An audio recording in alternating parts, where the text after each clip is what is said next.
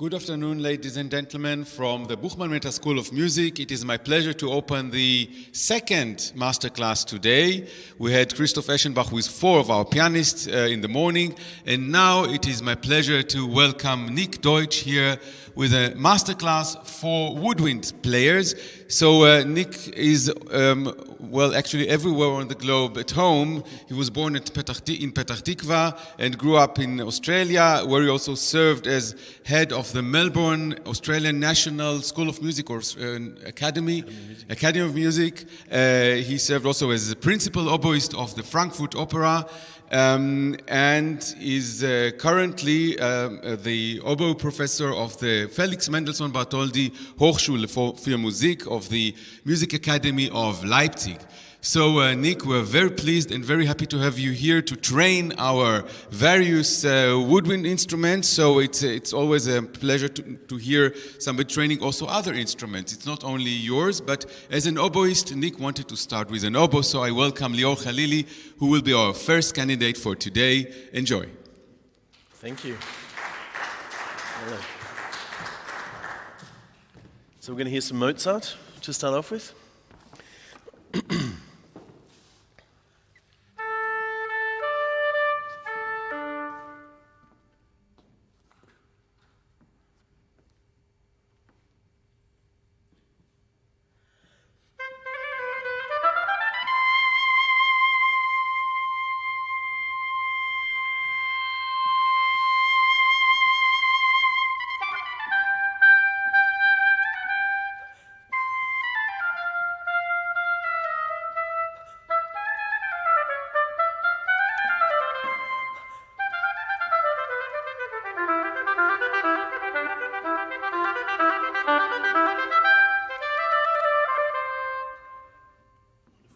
Keep going a little bit, the next.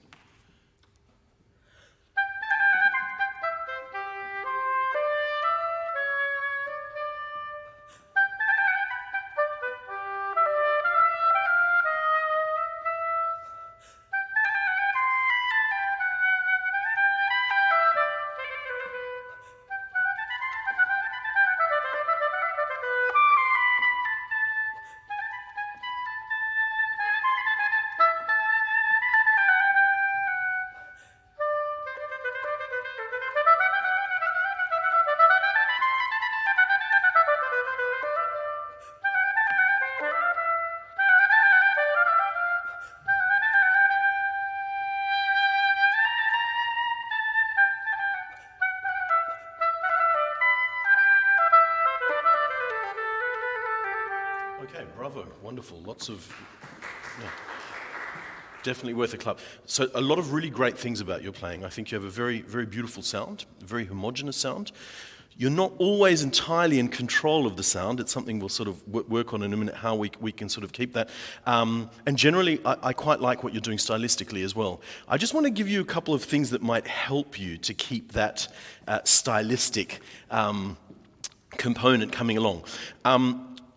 I think one thing that's very important to know about this music, it's music of the 18th century, okay? So what are components of music of the 18th century? What differs in this music to Baroque music of the 17th century? Because actually, you know, there is Baroque music, and between Baroque and classical, there's still the Rococo period, but let's not confuse it too much. What is the main difference that we're looking at here between the two styles? I think the structure. Structure, very good, okay. And what is it about the structure? Very true. So it's quite symmetrical structures. You'll see phrases are usually 2 bars, 4 bars, sometimes we can say 8 bars, but in Rococo music, it was very unstructured. You can have 3-bar phrases, like in Telemann, for example, yeah? You won't have that here, okay? The other big difference is also Baroque music can be very polyphonic. This is quite a homophonic sort of texture. But there are many things, without turning this too much into a history lesson, it's the structure, I think, which can help us sort of a little bit here. So it means that every phrase basically has what we call Schwerpunkt. Okay? One focal point of tension that we go to, and it's the build-up and the release of that preparation for the Schwerpunkt, which is what makes this music characteristically what it is, okay? And that's, I think, where we need to sort of work on a little bit. So basically, in a nutshell, I think it's really good to realize that every single note you play in this piece is either going towards a point of tension or coming from one. So there are actually no two notes that are the same. Okay, and then without delving too much into it, if you actually look historically at what was happening at the time, from a philosophical point of view, from an architectural point of view, it's the aesthetics of beauty lies in differentiation. Okay, and that is very much embodied in the music here as well. So let's go back to the beginning. Let's just leave out this opening. I will go back to that, but just for the sake. So here we have the first phrase. So where's the point of tension?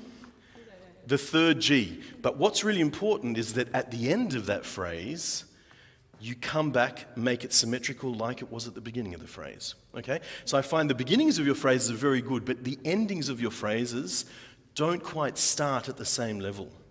Yeah? So let's try that once again. Actually, let's do it from the beginning. I'll help you a little bit. I'll play a bit of the piano part.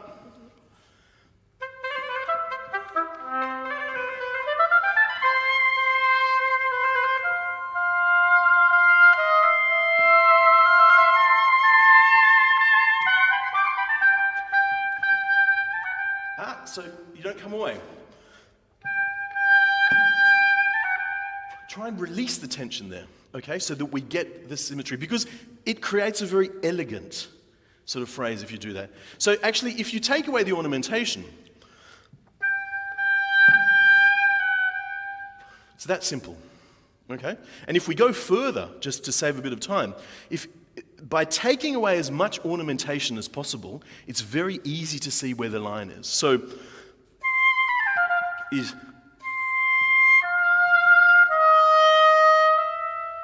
it's that release. And also be careful that E natural is the third degree of the scale in C major, so you need to place it low. Harmonic intonation, not melodic intonation.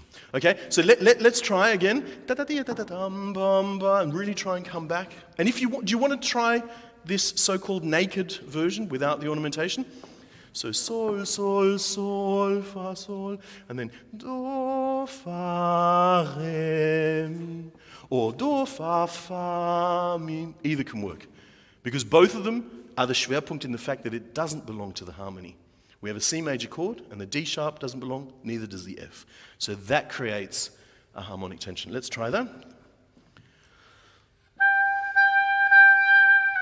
Okay, can you say it for me? As in sing it for me, but with no solfege. Bum, bum, ba. Yeah, I know it's sometimes, but really just forget they're there. Bum, bum, bum. Very good. So when we sing, we realize a lot of what our musical intentions are, and I think it's very important to realize what consonants and what vowels you use, okay? What you're playing is ta, ta, ta, and what you want to play is bum, bum, ba, ya, dum. And I think the M, when we sing an M, has incredible valuable information in the fact that it means that we control the end of the note. Because if I sing pa, pa, pa, there's somehow a disconnect in the phrase. Bum, bum, ba, da, dum. It's much easier actually to create tension in the phrase because you're connecting the end of the note to the beginning of the note. Okay?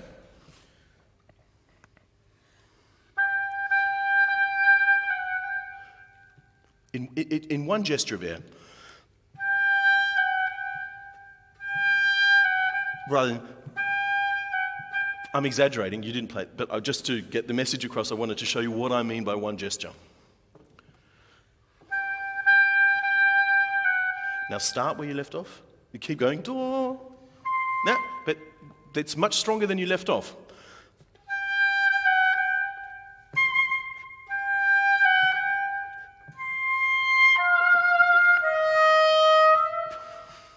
If you want it that way. I mean, how do you actually see the structure here of the phrasing?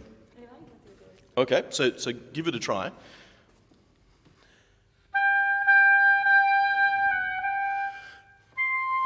to the Schwerpunkt.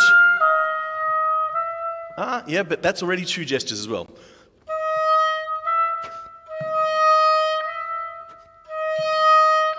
It's just a release. So as far as the air is concerned, I like to think of it as a legato, but I use the tongue. Okay, so remember, articulation should not be influenced by the line of air. I like to think of it a little bit of, like when we hang up the clothes. You can have a peg and a peg, but the line goes through. Okay, so articulation is like the pegs on the line, but the actual line always goes through. So try and avoid, you don't want to stop the air for articulation, especially if it's within one gesture. Let's try that again.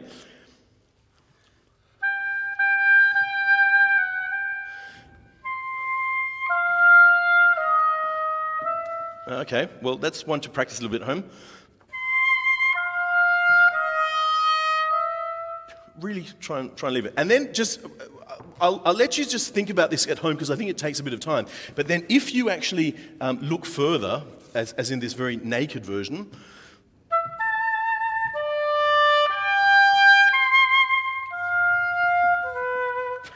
is my suggestion, okay? Now, there are many ways around that, how you decide to package it. Because sometimes a phrase can start with a Schwerpunkt. But also when you start with a Schwerpunkt, it's important that you go back down to where 0 is and then go up. Now, in that case, we start with a Schwerpunkt because the phrase starts with the second violins. Yeah? Okay, so they increase for the bar, and then we come in on the climax.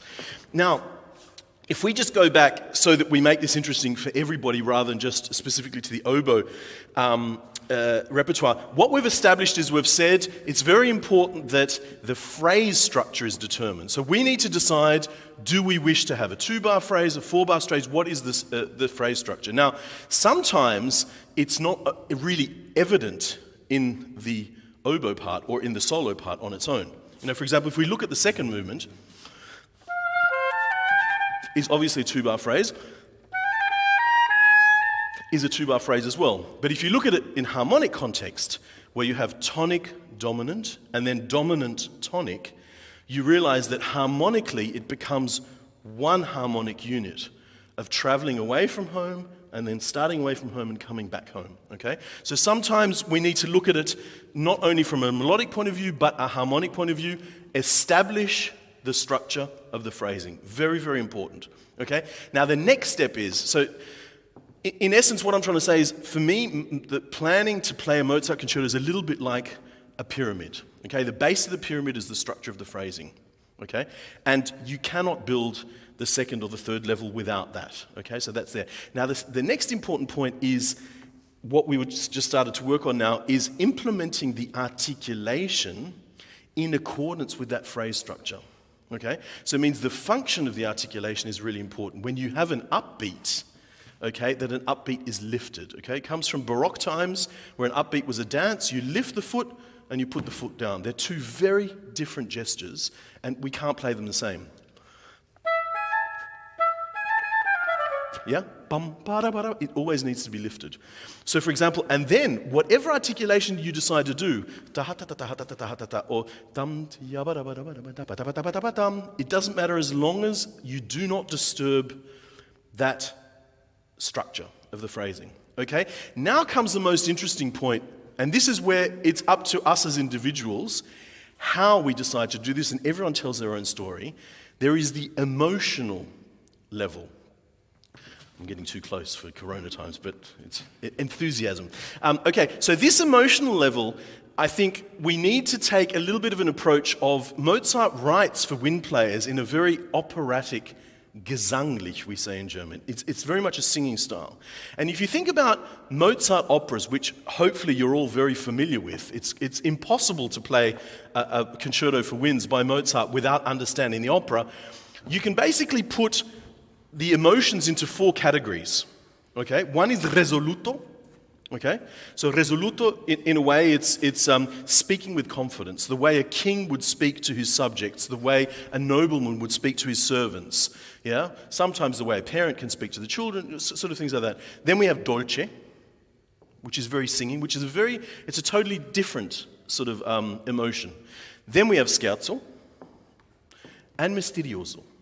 So almost everything fits in with those four emotional characters, and sometimes it changes very quickly.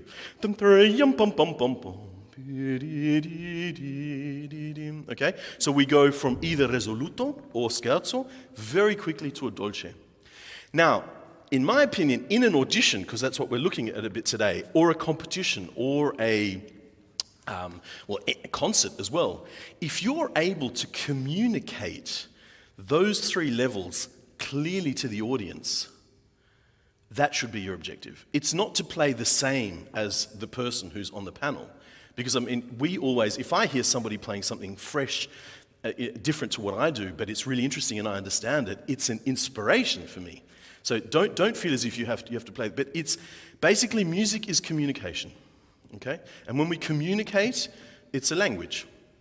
Yeah, it's just like every language has its own grammar, has its own syntax, and all that we've spoken about is basically the grammar and the syntax of this style of music.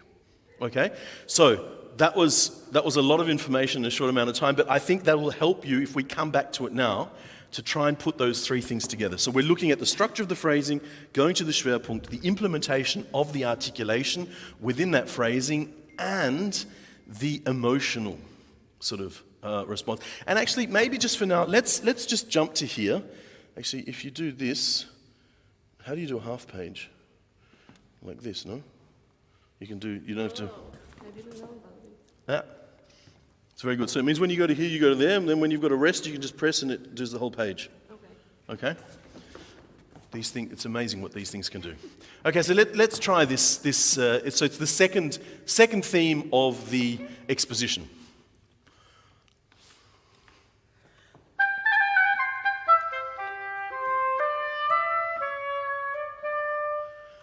Okay, not bad, not bad. So remember, the second bar is just harmony. And there's nothing happening in the accompaniment. Okay? So you don't need to give it too much attention, but of course the character is, what do you feel? Is it risoluto? Is it scherzo? Okay, so more scherzo, then how do we play more scherzo? Technically? I think with more time, the articulation. I'd actually say the opposite. So if a singer is singing scherzo, the articulation comes very much from ha ha ha ha, like laughing, no? Ha ha ha ha ha. Da da da da da is a little bit too percussive. I think so. I would suggest try and do a little less tongue and a little bit more diaphragm. Can you try it once just without the tongue?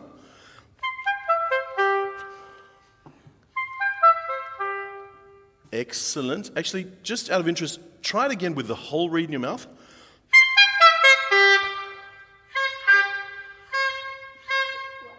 Yeah, it's interesting. Okay, so we won't get into that now, but that's usually a sign that maybe the setup that because I just noticed when you didn't use your tongue, the intonation wasn't as clean as when you did use the tongue. So it means to a certain extent the setup is requiring you to correct the intonation. It's not impossible, but it means you're working harder than you need to. Not something we'll fix today, but it's something sort of worth thinking about. But basically what I'm trying to show you is very often when we need one parameter to be improved to get us a step further, the best way to approach it is by taking away as many other parameters as possible. And so basically by putting the whole reed in your mouth, what you're testing is how much the diaphragm is working, because you can't help with your lips, and you can't help with your tongue, you can't help with anything. Yeah, it doesn't sound great, but it helps us. Try it. Okay, much better. Now, don't change the amount of diaphragm, just add a little bit of tongue necessary. You'll see you won't need as much tongue now because the diaphragm is doing the support.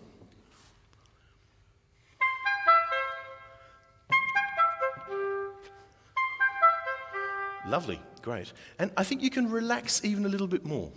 Are you a bit worried about the G being flat? Is that why you don't want to diminuendo too much, or?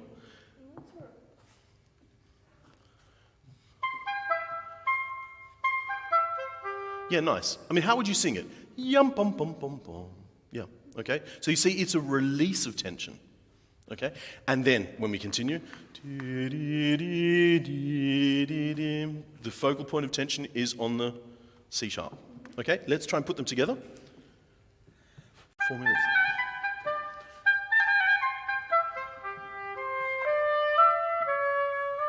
Yeah, not bad, but there the phrasing isn't clear for me.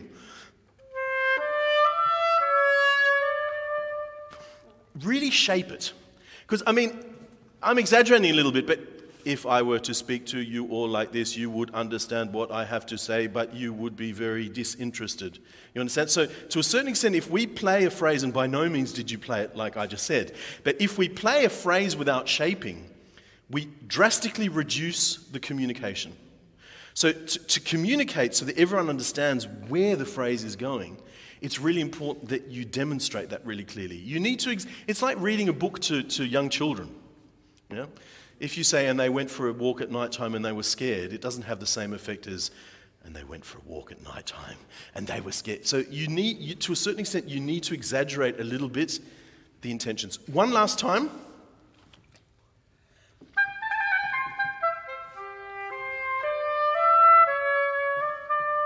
Okay, not bad. So I think the great thing, I think what you actually need is spend a bit of time without the oboe singing it to really try and find out what your musical intentions are and use that as a comparison when you play to use against. Because when you sing, I mean, you feel a little bit uncomfortable singing, but I notice immediately what your intentions are when you're singing.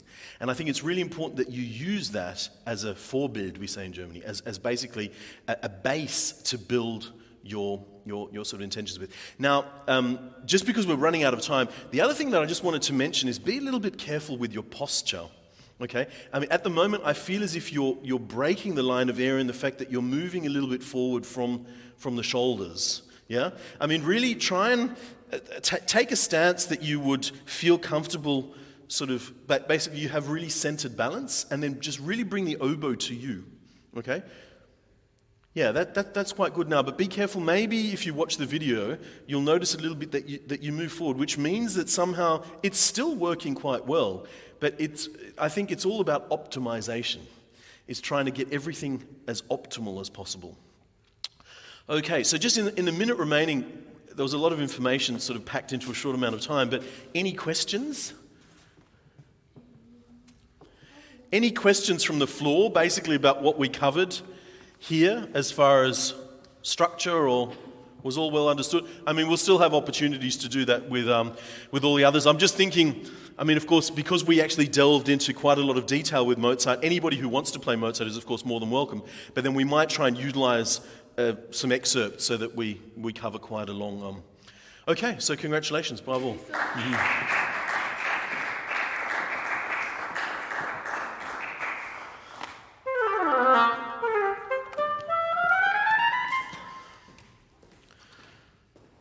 No. Ken.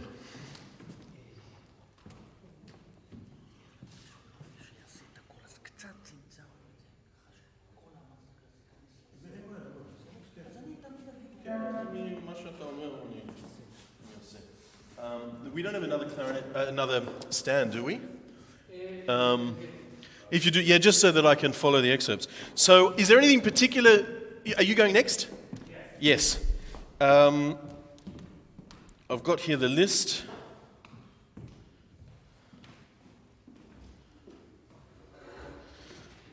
Anything you'd like to play?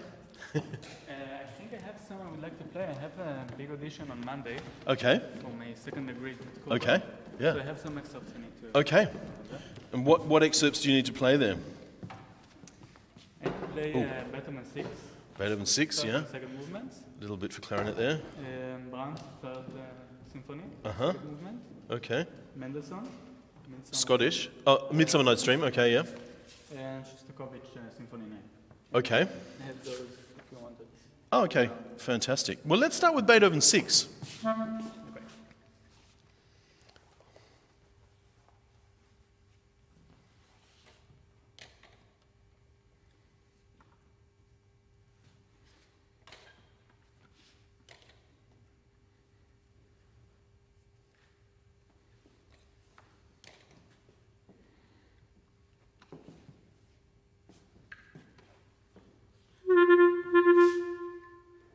Is it okay if I will sit on the chair?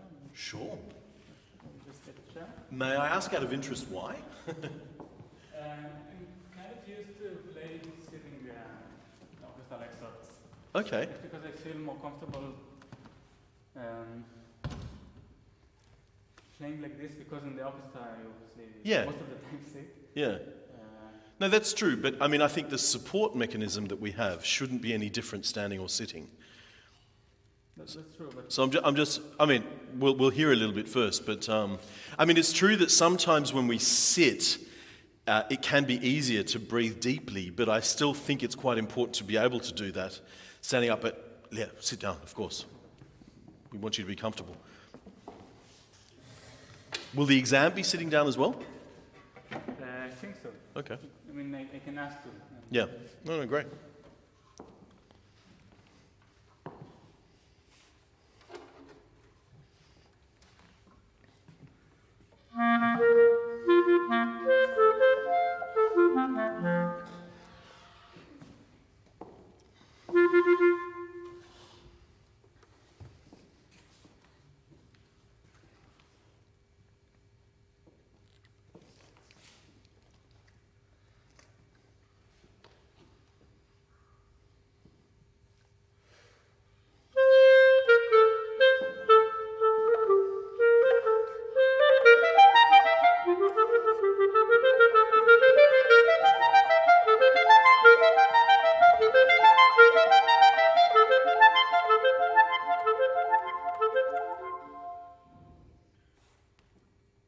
Okay, nice. So you're not playing the first one. You're only doing the... The first and the second movement. Okay, no, fine. Just try it one more time. I had a different page on. Once more.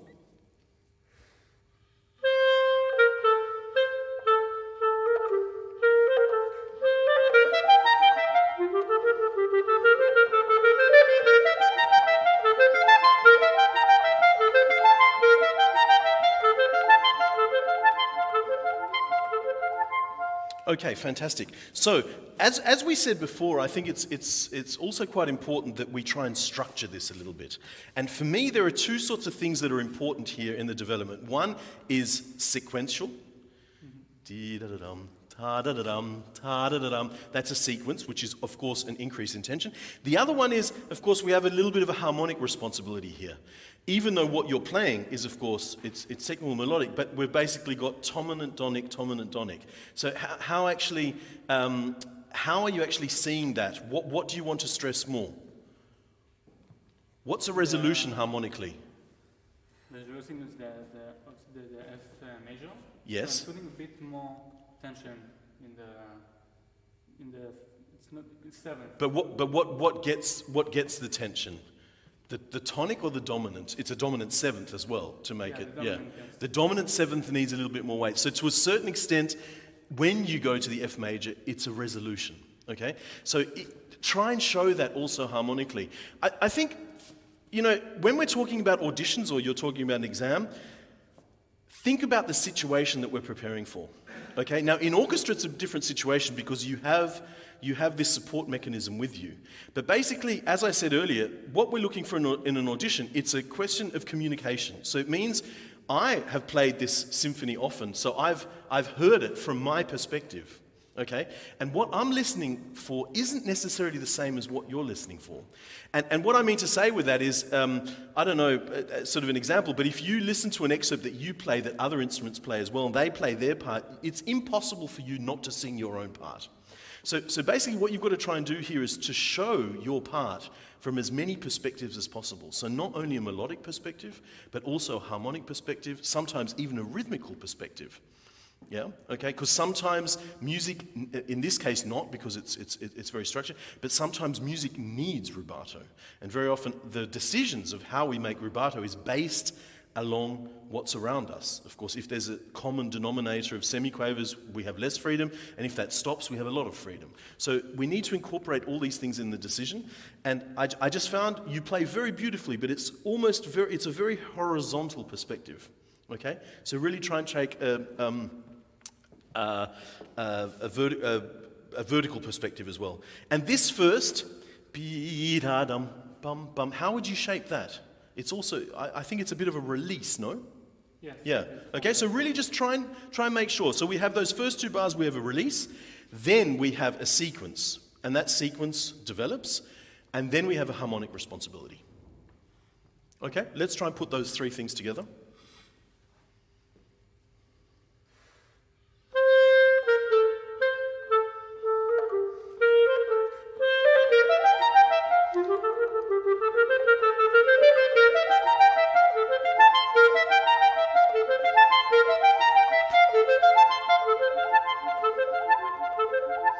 Okay, very good. So if we look at the bar of K in the second beat of K, of course it's an ornamentation, but basically written down, you have a B natural to an A C to a B, a D to a C. All of those are resolutions. Pa-dum, pa-dum, pa-dum. So we have a macro, which is a crescendo, and a micro, which is always a resolution. So that's really try and shape everything. Can you just play it once without the ornamentation? Ba-dum, ba-dum. Fantastic. And now ornament it.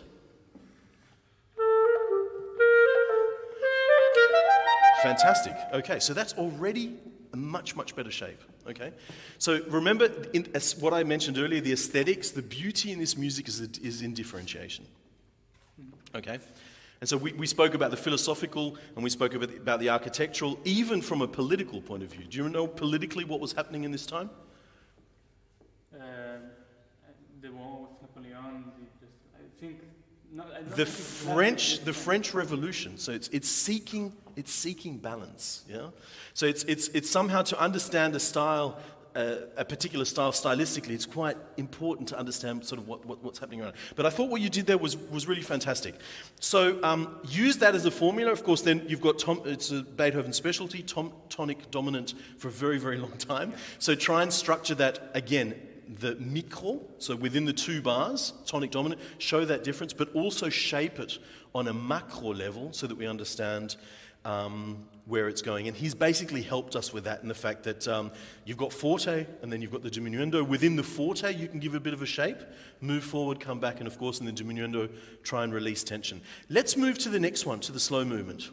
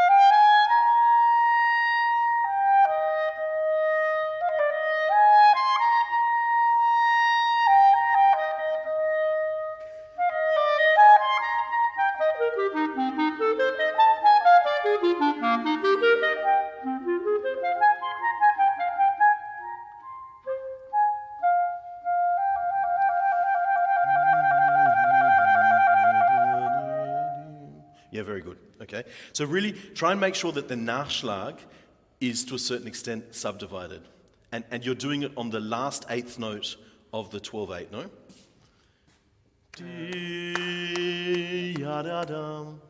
Okay, because that's when you're on your own, it doesn't matter so much, but that's quite important for the players who are with you to actually, because what we do have there is we do have eighth notes sort of moving, so it's really important to lock into the common denominator.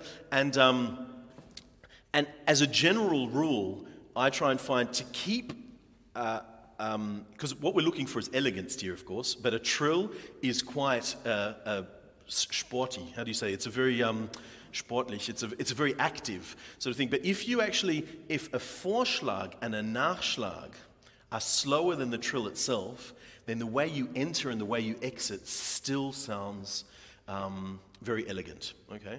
And that's why actually sometimes a subdivision, apart from a communication point of view, also from a stylistic point of view, can help you a little bit. Okay? No, very nice. Okay, so I actually think what you're doing all makes sense. I just do think that you need to exaggerate it a little bit, or so to speak, be more aware of what you're doing. For example, in bar 71, I totally understood the written F, the resolution to the E is very, very good. But the Schwerpunkt is the F, it's not the Vorschlag. Ta-da-dee-da, it's ta-da-dee-dee-dee. Yeah? So be careful that the air is actually active on the long note, not on the Vorschlag. Okay? Yeah? Ya-da-dee-da-dee-dee. Okay, so here I find we have a given tempo, but our freedom lies in the agogic. Are you aware of this term agogic? Yeah. It's the inattention of the music. Are you all aware of agogic? It's sort of a really important, for those, just in case someone isn't, we have a tempo, of course, but within that tempo, music has a tension. So for example, if you play in a woodwind quintet and we have 5/8, even if it's with a metronome, if two people in the quintet think 1 2 1 2 3 1 2 1 2 3, and the other three think 1 2 3 1 2 1 2 3 1 2, it'll never be together. Why? Because the agogic, as far as the tension, the way we release it, 1 2 1 2 3 1 2 1 2 3, a 3 has a very different agogic to a 2. Okay? Now, if we take that one step further, to a certain extent, the agogic can also imply where we play on the beat. Okay? If we play something very much on the front of the beat, it gives an agitato feeling. Yeah? And some music needs that. If you play Rossini, it requires that. Okay? To have this agitato feeling. Mozart generally, okay, is played in the middle of the beat because we want an elegant sort of feeling. The way, just the way a ballet dancer would sort of work. Everything is sort of really followed through. It's very, very elegant. But then, to a certain extent, German music, Brahms, and if you go even further, Bruckner, Wagner, Mahler, to a certain extent, they force us to play very much on the end of the beat. And very often they do that in the way the accompaniment works. So very often if we play duplets and in the accompaniment there's triplets, it forces us to stretch the duplet because we need to place it sort of between the two. So this is a further continuation of the agogic. So here, what we have is we have an upbeat, okay, okay, which provides an agogic where you can move forward, and then it's a release. And what happens is it gives this music a certain freedom within a given structure. Okay? So try and maybe combine those two. And the only other thing that I was going to say is if we want to play this gesanglich, remember when we sing vowels, there is usually a slight release in tension. It would be quite unnatural as a singer to go da da da dee dee dee. I'm not saying you did that, but I'm showing you sort of the other extreme. So to a certain extent, is when you do arrive, ya da da dee ya dee dee, release the tension a little bit so that it becomes sort of very single. And you'll actually find usually when we have a long note in the voice leading, so somewhere else in the orchestra, there's a bit of an important part that's coming through. So it actually helps us with the voicing a little bit. Otherwise, especially within wind sections, if you think in an orchestra, we're all actually playing in a very similar range. The bassoons have the possibility of playing very low, but it's quite rare that it's actually utilized. They're very often playing melodically around us. So to get that durchsichtig, the transparent sort of color, very often it's quite important that we... So they're just the little points that I've found. Otherwise, I thought you played it fantastically. But using those little points that I suggested, let's just try that one more time. See if you can put that all...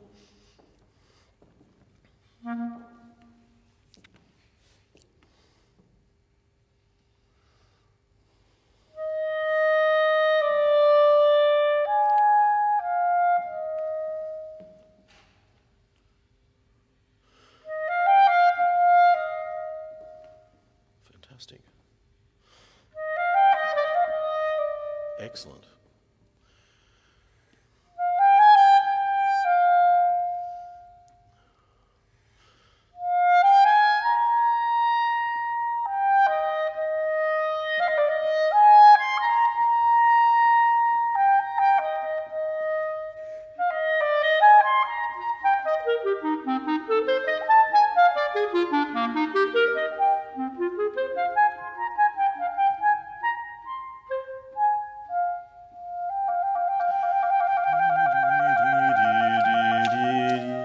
Excellent, fantastic. And that way, whoever plays on the downbeat can work.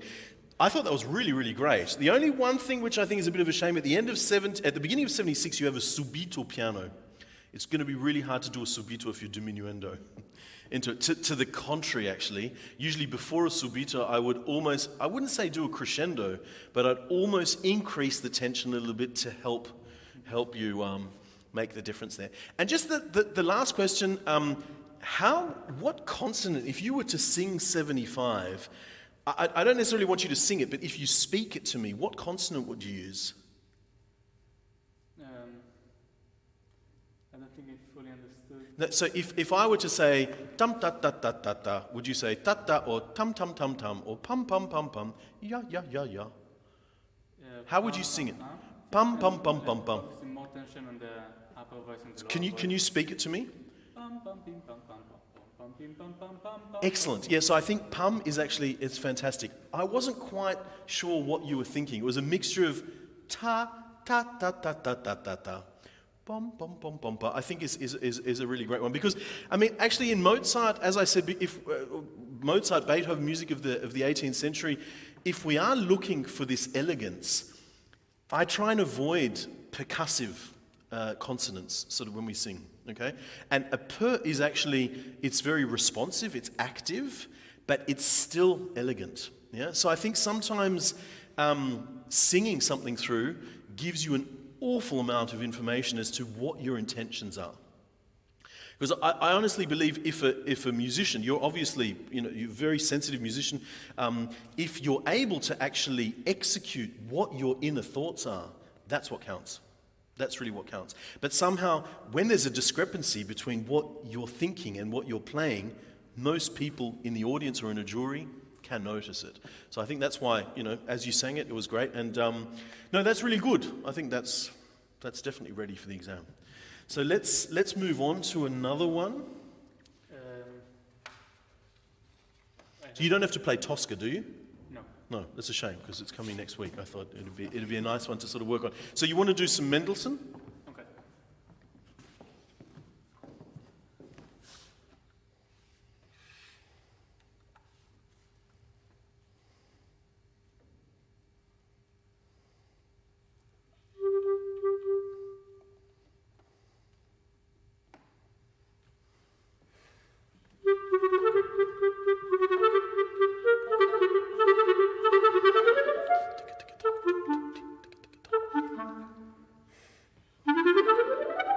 Yeah, okay, very good. It needs more shape. Yum taga taga dum bum bum. With the melody itself, we have the release. Try and do the same. Yat ta ta ta ta dum dum dum. Yat ta ta ta ta dum dum dum.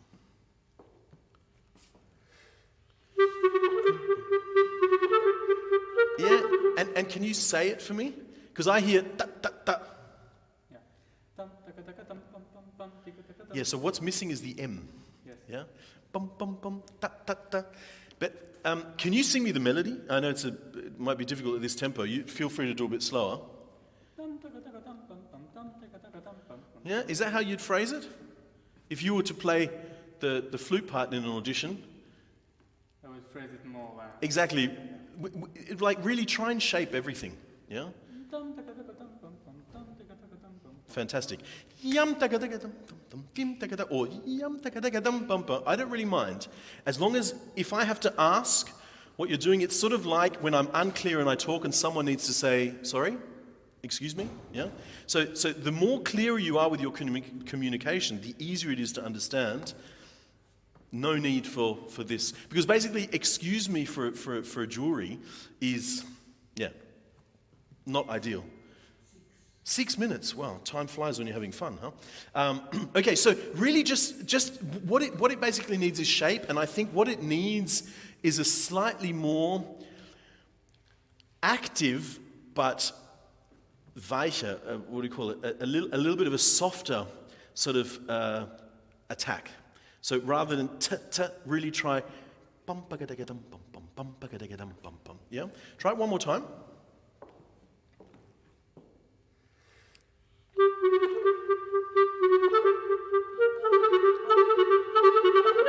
Okay, So just one question. What is the air doing here? Have you ever thought about this? I'm using a bit more air on Excuse me. I think this is my phone. You're using a bit more air on... on the 16th note, just as a technical thing to help me with the tonguing. Yeah. I actually think what's important, for me, the air would be... bum ba ba, bum ba ba, yum da da da da dum dum dum da da da dum dum dum. And I feel at the moment what you're doing is you've got too many air gestures. Dum da da da da dum, yum bum bum bum. Can you just play that for me? So written la sol la. La sol la. Exactly. Now don't change the air, just add 4 tongues to that one release of air. Yeah, much better. Okay? So basically all we're trying to do is we're trying to release the gestures. If there's too many gestures, something sounds stressed. Yeah? I mean, I don't want to say you're playing it stressed, but it definitely sounded more relaxed in that. So sometimes really think about what the air is doing if you reduce, because a lot of this ornamentation. And then, good. And it's the same when you're doing, of course, when the accompaniment goes and you're only playing, your responsibility there in bar 10 and bar 12 is purely harmonic. Okay? So as the harmony doesn't change and you've only got that one chord, release the tension. Yum pum pum. Yum pum pum. Yeah? Pum pum pum is too much attention. They're listening to you where they should actually be listening elsewhere. Okay? And what are you planning on doing? So small, 31, 32, 33, 34, 35, 36. Yapatapatapatim. Bum bum bum bum. Are you increasing or releasing tension? At the moment it's a bit unclear. In 36, I'm releasing the tension in the bar itself. But Yes. Overall, it's crescendo. Okay, so the macro and the micro. So also think about the air as one release of air, separate to the staccato that you use. And let's just have a look once at 41, and then I'll get you to run it. I think we've still got a minute or something. Yeah, just now just remember here, each note has a different responsibility. Dum dum dee bum bum bum. It's a little bit like a hemiola. So to a certain extent, the resolutions need to be relaxed and the upbeats need to be lifted. Try it once.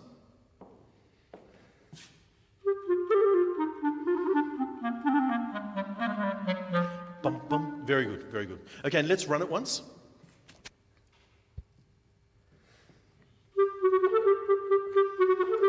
Yeah, but that second bar for me, dum daga daga da da da, they're all the same. Yum daga daga dum daga daga dum.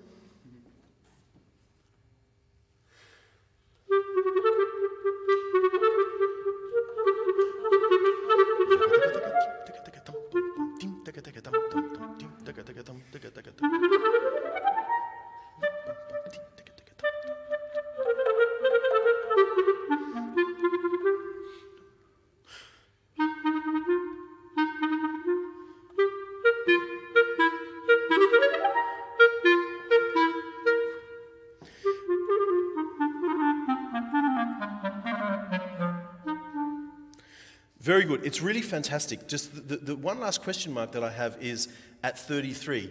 Yum, bum, bum, bum, bum, bum, bum.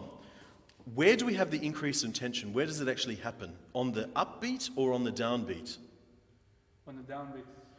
Bum, bum, bum, bum, bum, bum, bum, bum, bum, bum, bum, bum. Try it once from the upbeat.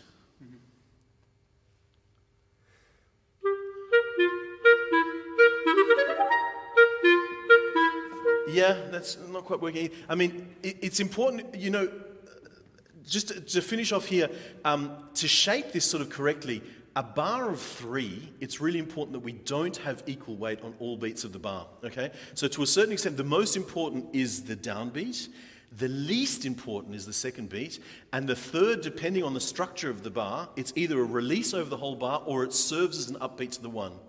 Bum, bum, bum, bum, bum, bum, bum. So it's quite important that the upbeat and the downbeat are quite different. But the question is if we wish to have an increase of tension, we need to find a point that connects to have that crescendo. And actually, sometimes it's even in the breath. Yeah, in the Mozart concerto, Lior, what we did, yabba-dabba-da, yabba-dabba-dabba-dabba-dabba, yabba-dabba-dabba-dabba-dabba. If I was an opera singer, I would increase the drama in the way that I breathe in response to each, because it's basically agogic, okay? The more the breath is, the more sort of drama we have in that upbeat, okay? So without telling you exactly what you need to do here, think about where you wish to connect that.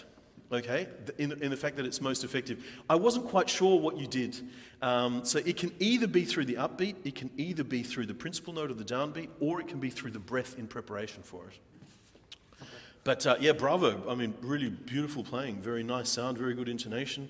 Good luck for your audition. Okay. אביתר ברוך, בבקשה.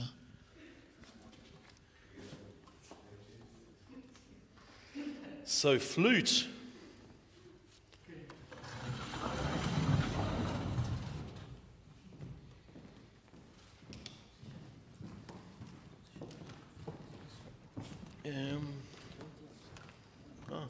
לא, בסדר. אז כן, למה לא?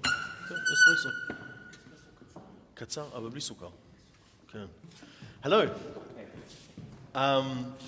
What would you like to play? Looks like Daphnis. Or is that just the first one on the page? So just so that Daphnis is actually not a bad idea because it's stylistically a little bit different.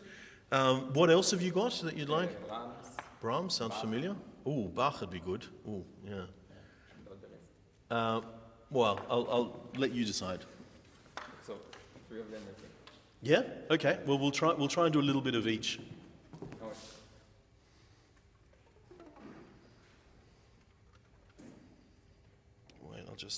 What are you starting with? Brahms. Oh, with Brahms, okay.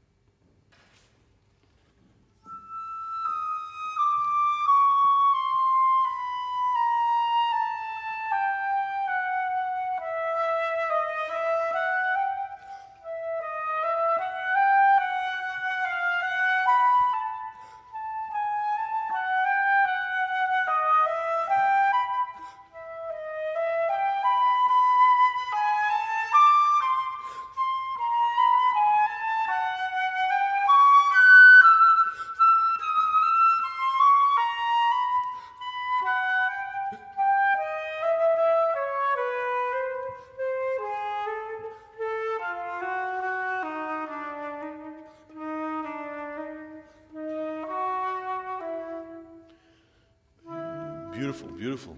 Fantastic. Thank you very much. Okay, so I found the beginning a little confusing in the fact that it was quite difficult for me to understand where the metron was. It starts on an upbeat. Yeah, so it's quite important that you actually show that it's an upbeat. You need to communicate that. So the way we breathe, or actually I should rather say, all excerpts when we play on our own really start with the breath. So to a certain extent, you really need to show that it's 1, 2, 3, 1. Yeah? Because, a 3 never has the same character as the 1. The character is always different.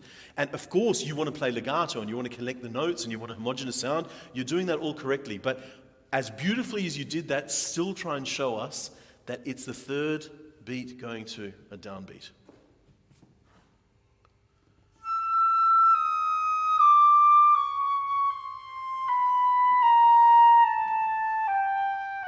Yeah, already much, much better. Somehow, what emotion do you find here? What would you describe this?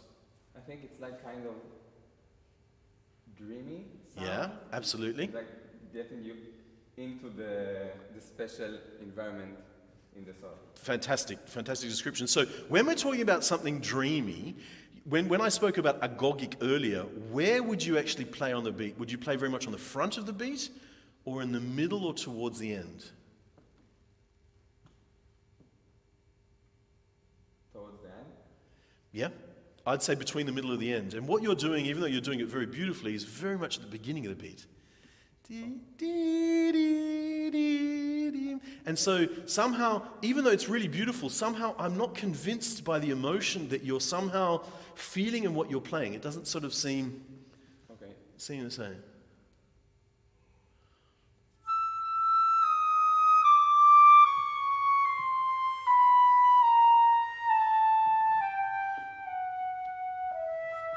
I found it much better. Yeah. You? Yeah, me too. Fantastic. That's what makes me happy. If you say. So sometimes, basically what we're looking for is, it's very obvious to me you're an extremely natural musician, very, very expressive. But just make sure that what we're hearing is you and not the flute, if you know what I mean. Yeah? It's, we say in English that the dog has to wag the tail shouldn't wag the dog. Yeah? So it means that we all play instruments that have certain, I don't even want to call it limitations, but there's sort of barriers that stand in our way for our musical objectives, and we need to make sure that our objectives are actually in the foreground, are dictating sort of how it goes. So these are basically, I'm trying to give you today certain technical tools that we can try and examine to see if they correspond to what we're trying to do. And of course, this is all a little bit of an introduction, of course, and then here we get to the espressivo. Now, how do you wish to structure this? All Yeah, as in this phrase. Because, of course, what we have here is we have a little bit of an excerpt which is then developed. Yeah, I think it's like one big line that goes, I don't remember the word you said before, the point, but in German. The Schwerpunkt? Yeah. Yeah, okay, so where is the Schwerpunkt for you? Yeah. Fantastic. Well, yeah, actually, I wouldn't call that a Schwerpunkt, I'd call that, that's the climax. Yeah, that's the climax. So, this can be a little confusing. So basically, we have a phrase is like a sentence. Okay, so every sentence, if I want a word to be understood, the intonation, sometimes even the placement of a space afterwards gives it some sort of attention. But then again, even a whole group of sentences can have a particular meaning that you put together. So this is, I think, you have here many sort of sentences, and that is sort of the climax of all the sentences. But I still think, so that's what I like to call the macro, yeah? But even within the macro, we have these micro phrases, and even they, to a certain extent, need some sort of structure. And if we just look at the way it's put together, now we have the same thing, but it goes further.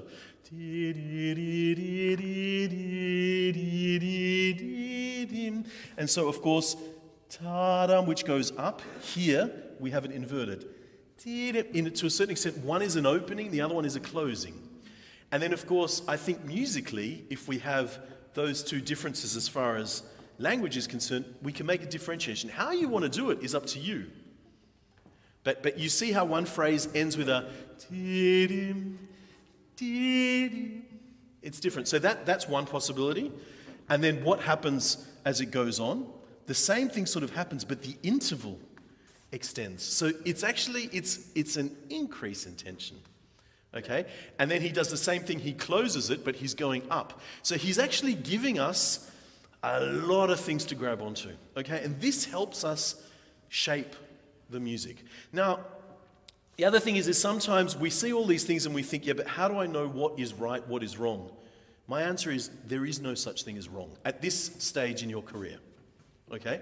Because I'm very much of the opinion that if you actually decide to do something, be convinced by it, do it. If it's wrong, you'll realize by yourself. And what you've done is you've enabled yourself to probably never repeat that mistake again. That is so, it's really important. Okay? So, to a certain extent, I just think if we're unaware of what we want to do, the only solution, which is the wrong solution, is indecisiveness. Okay? If you're unaware of what it is, have a look at the compositional techniques, just as I mentioned now, okay? From a melodic point of view, from a harmonic point of view, and try and give it some sort of shape and structure. Play it. I trust you 100% as a musician.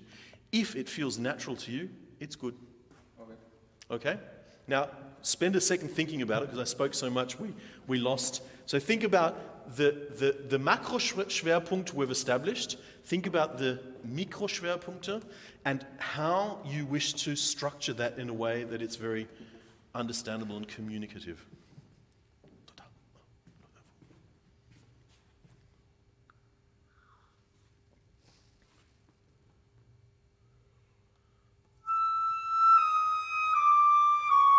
Middle of the beat. You're again very much on the front of the beat.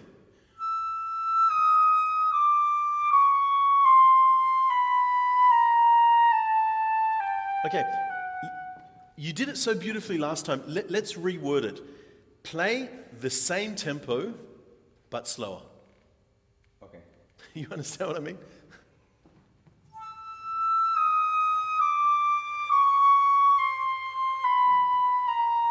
Fantastic. Release the tension and start.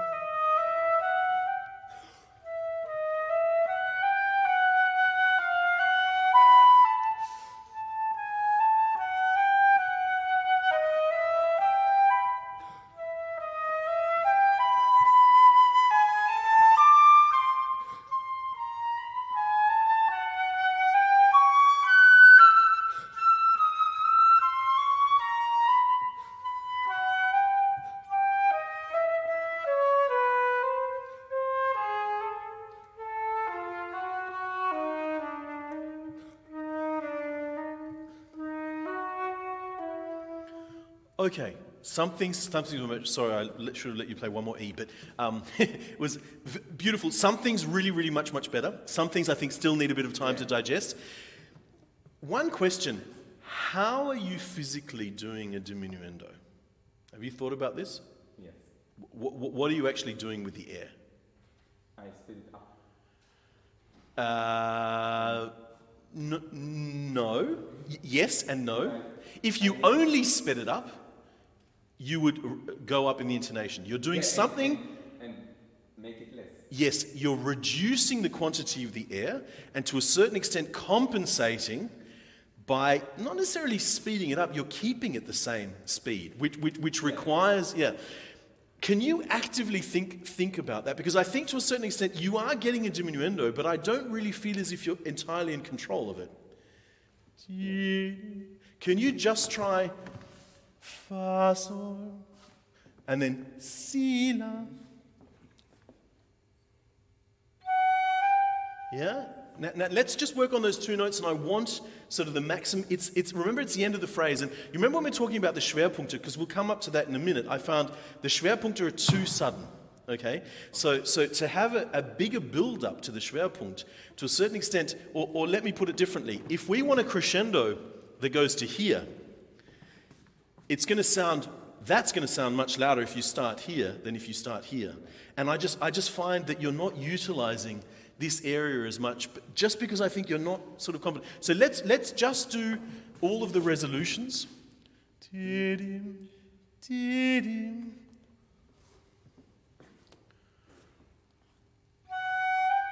Ah, that's nice.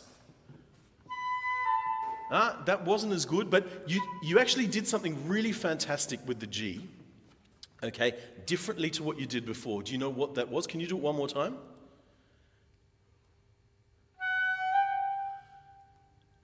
Yeah, it was very good, but it was even better the last time. You had less air, but what else are you doing? You're using a little bit of vibrato, but it's not the vibrato which is good, because the fact is, what actually is vibrato? The release of the tension? Yes, but why do opera singers use vibrato? Why was vibrato not used in Baroque times? It's like it's making the sound wider. Very good. It's resonance. Okay? Now this is resonance as wind plays is extremely important, because you may think that the sound comes from the flute, or the sound comes from the oboe, or from the reed, or from the clarinet. Not at all. Yeah? You are the sound. Okay? So if I have a tuning fork, what do you call it? You know what I mean? A diapason, yeah? And I hold it. I can't hear it myself. I need to put it next to my ear to be able to hear that tuning fork, okay? But if I put it on a resonance box the size of my oboe, you'll be able to hear it in this entire hall. And if I put on a resonance box the size of the piano, something that I can't even hear 10 centimeters from my own ear, you'll be able to hear in the Chala Tarbut in the last row. So it basically means is we create a sound, and we are the resonance chamber which carries that sound. And vibrato is a means of resonance. Now, I mean, of course, it's very important we use it from a musical perspective. If you want to increase tension in the music, you need vibrato, you know. For example, in Baroque opera, they didn't need it. I mean, it was a much smaller venue and they had smaller orchestras. But as the orchestra grew, the minute you had a Strauss-sized orchestra or a Wagner-sized orchestra, you had possibly one singer, 120 musicians, 2,500 seat hall. Without vibrato, it was impossible. So what you did here is, to compensate for the reduction of air, you vibrated, which meant it was resonance, which meant the sound carried. Okay? And so what that basically means is your phrase continues after you've stopped blowing the air. Okay? So that was a very long way of saying I liked what you were doing. Okay, so do it. Now let's go to the slightly more difficult ones. Let's do the Ré, Do, and the Fa, Mi in the same way that you're using the technique to really exaggerate that.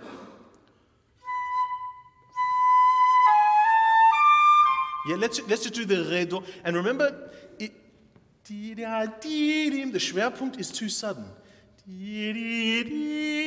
Really try and a very organic build up to it. Yeah, it's still an accent for me. So what I hear is, I'm exaggerating a little bit.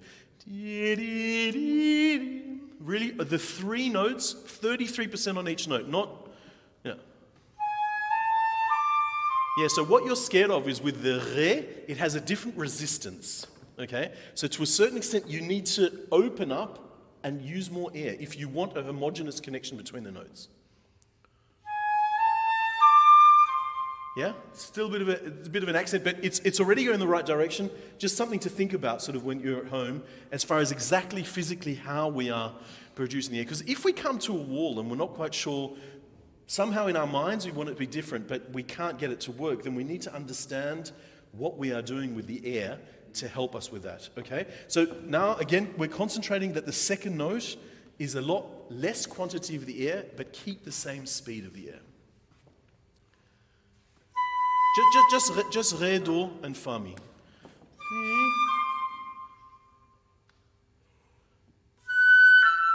Yeah. So it's actually the Fa diez, can you start it with faster air so that you're not as dependent with the tongue? At the moment, you're getting the speed of the air by going, Tia. It's a bit high for me. Try it without the tongue. Excellent. And now add 10% tongue. Yeah, okay, so now we've got the agogic, we've got the emotion necessary, and the air. Okay, let's try and combine it, otherwise we'll... whole thing.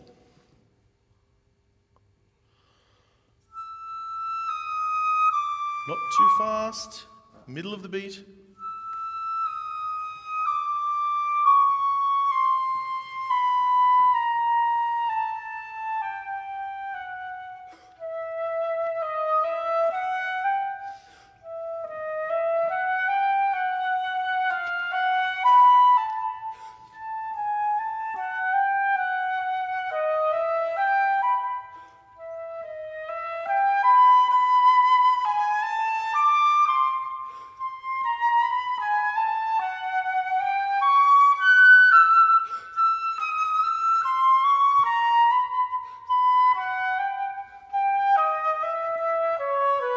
Yeah, very good. But in this whole section where it's coming down, how are you going to structure that? It's too similar for me. Which of them? So we've reached the climax. We're climbing down the hill now. Yes. But we still need structure, even in the long release of tension. So how are you actually seeing this? So these are the important intervals. I think we've established that. It's this interval, this interval, this interval. How do you want to connect those? Would that be more than this? This one would be more than this, I think. Okay, very good. So what would you do with this one? It's like the continuation of this one. But would you? So if this one's going to be more, you wouldn't do that one less? I said it will be less. Exactly. Yeah, Okay. that's what I So mean. yeah. So you're going to have to exaggerate that, because otherwise, if you don't do that one less, you've got strong, and then this one is strong, and if you don't do anything here, then you've got three that are the same. Okay. Okay, and I mean, I think it's again, I mean, I'm exaggerating a little bit, but if too much is the same, it is like me talking to you like this. It's musically speaking, it's something like that. So really, shape is just really important. Make sure that everything is shaped.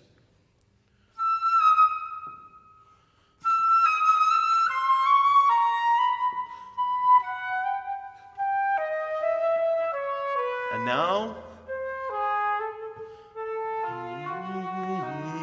now it goes naturally. Yeah, fantastic. And now I find everything is shaped. It's just the means of communication is a lot clearer. Mm-hmm.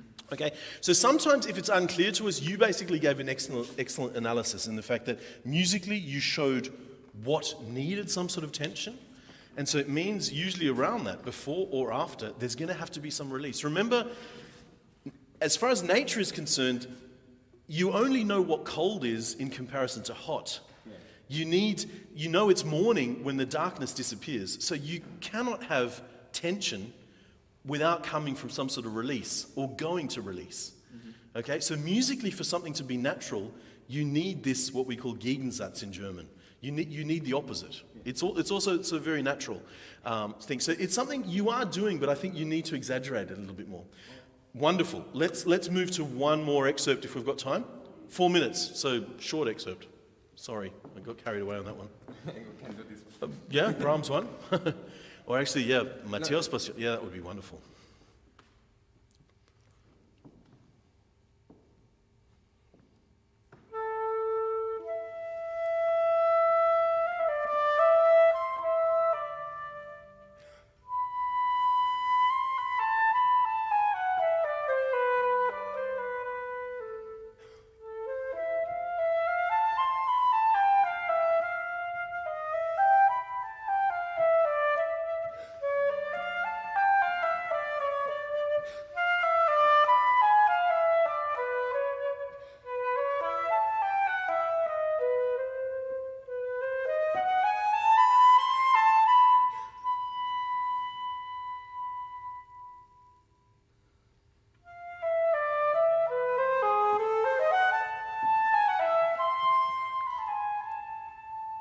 Okay, fantastic. Very, very beautiful.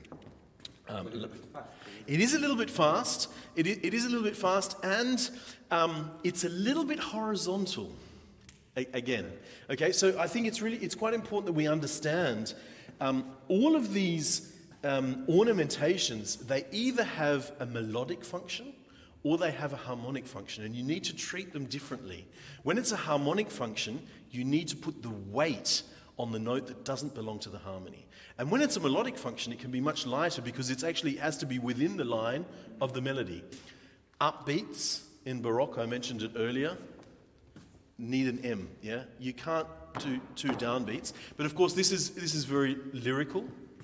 But very often, things like this at the end of the bar, that is to a certain extent an upbeat. And also remember that if you have something that's a syncopation, it's a totally different to bam. So that's again where we're talking about the agog. I mean, we could sort of spend half an hour on this one as well, but these are the sort of certain things that you need to do. So one, have a look, decide what you wish to ornament melodically, what you wish to ornament harmonically, okay? The other thing that's really important to remember is, I mean, a little bit less time, but, you know, Bach, he was from Leipzig, and at the time, he did not trust his musicians. He had very low-quality musicians to work with. He serviced 3 churches, 60 musicians. There were about 20 in each orchestra, and they had to sing and they had to play. Okay? It wasn't like Telemann, who was in Frankfurt, who had much better paid sort of quality musicians. Bach didn't trust them, so he wrote all the ornamentation in there. We almost don't need to ornament Bach. And if you actually see, I don't know if you know the Marcello Oboe Concerto, it's sort of a great sort of example of, a very simple piece. If you play it without ornamentation, it's almost definitely not the piece it is once the ornamentation is added. So Bach has gone to the trouble to do all the ornamentation, and that's why it's worth looking in relation to the continuo. Okay, so you look at the continuo and you can immediately see where the dissonances are. I would really start in that way. So every time, according to the continuo, where you have a dissonance, firstly you know structurally that has importance, and also harmonically that has importance. And that's where I think then you need to give more weight to those things before you give melodic importance. Remember, because we play melodic instruments, I think we have a much greater responsibility harmonically than a piano. That's no problem. You can just use a little bit more left hand and it's done. So to a certain extent, again, with agogic, when you're showing tension, be careful. Also, just being a tiny bit, I'm not even saying late on the beat, but like we said earlier, being in the middle towards the end of the beat already shows that there's some sort of harmonic significance. So try and look at it from that perspective. And yeah, but beautiful, very nice, very musical, beautiful sound, good intonation actually. So, bravo. Thank you very much. Pleasure.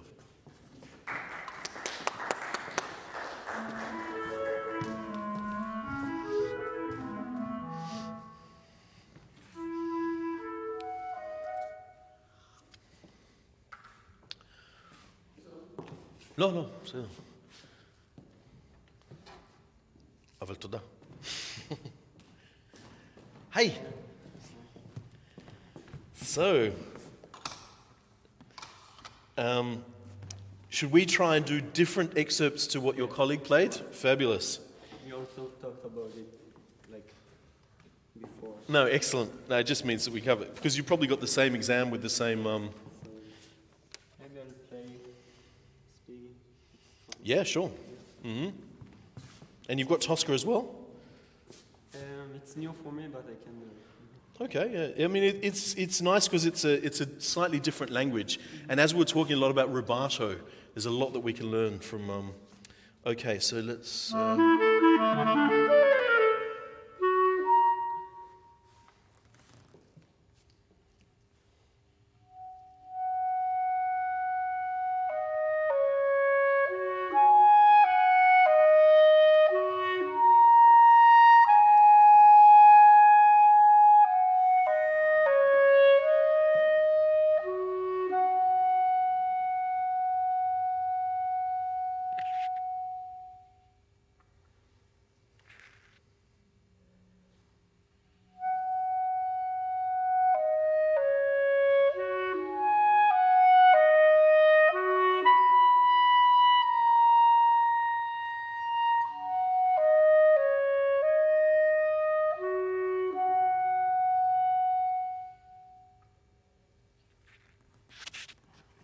Okay, maybe let's switch to there. Beautiful, very, very nice. Let me try and help you structure this as well. So, again, Schwerpunkte, okay? It's how we establish phrases. What are the important notes here? The La, the Si, and then the Do, Si. Okay, can you just play those notes for me? But also with the inflections that you would play if that was the only solo. So you wouldn't do ti, ti, ti, ti, ti. So remember, I mean, for me, it's written in a very vocal style as well. And of course, if you have a long vowel with no movement, it's quite unnatural for us not to move. So remember, everything is about tension release in music. If you have too much tension, it's too much. If you have too much release, it's also not too good. It's not a question of what is good or bad, yeah? You know, I don't know, what's your favorite food?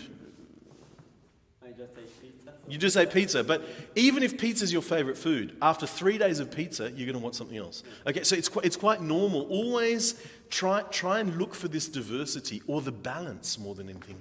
That's what I'm trying to say. So let's just play the phrase with the important notes. But is it on the beat or is it an upbeat? So let me just, one thing, I'm going to sing 2 things to you. One is going to be a syncopation, one is on the beat. And I want you to tell me which one it is. Ba, ba, ba, ba, ba, ba. The second one. Okay, so what did I do differently? You were maybe careful in that situation. Maybe. I tried to make them as similar as possible, but of course, the way I breathe is very different because, I mean, basically, syncopation is basically showing that you're playing where the beat doesn't belong. So that also means releasing the tension to show that. Ba, ba, ba. Okay, so, but it's also the way of the breath. So really try and show, because I mean, of course, a syncopation has a very different, when we were talking about emotions before, has a very different emotion to something which on the beat. Bam, two. Bam. Good.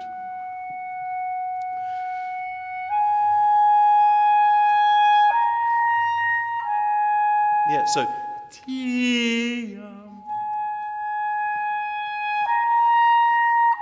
yeah, I'm still getting two gestures there. I'm getting ti ta rather than ti.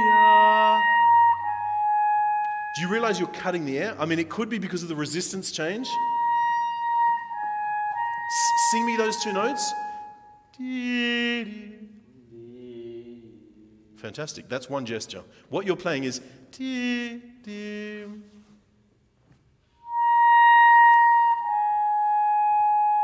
Okay, so you need a little bit work on legato. So just so that we're aware, and this is something that we have with all wind instruments, is in all of our instruments, each note has a different resistance. Okay, and it's our responsibility to realize how we connect those by changing the position necessary, the quantity of the air, the speed of air, and of course the fingers, prior to the fingers. If you change the air at the same time as the fingers, you're going to get a broken gesture.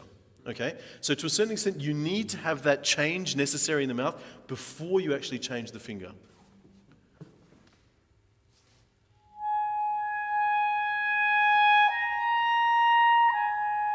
And let me hear audibly, what are you actually having to do to play the second note? Like with the Physically, what do you feel? Do you need to support more? Do you need to drop the jaw more, give more air? All of those three. So can you do it in a way that I can hear that you're doing it? So on the oboe, it'll be dee-wah, dee-wah. I want to hear the actual process. I don't know how to do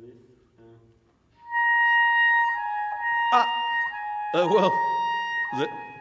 But the legato is much better. Okay, so because I'm not exactly sure. Clarinet's a little bit different to the oboe in the fact that because you guys overblow at a fifth, it means that the Bindungen, the bindings, the legatos aren't exactly the same as the oboe. But as far as the control, I think it's something similar in the fact that if you're changing the requirement for the air simultaneous with the fingers, you're not going to get a true legato. The air needs to go before the fingers. The fingers need to, it's like a wave. The fingers need to ride the wave of the air. Don't ever try and push the wave with fingers or with articulation for that matter. Okay? So we won't get stuck on that, but I think, to establish this character that you're really looking for, that legato is absolutely necessary. And, of course, you're starting very beautifully soft, but make sure that we do have that increase of tension from the A natural to the B natural to the C. Okay, and now let's harmonize it. So basically all those arpeggios sort of going down are basically a harmonization of those long notes.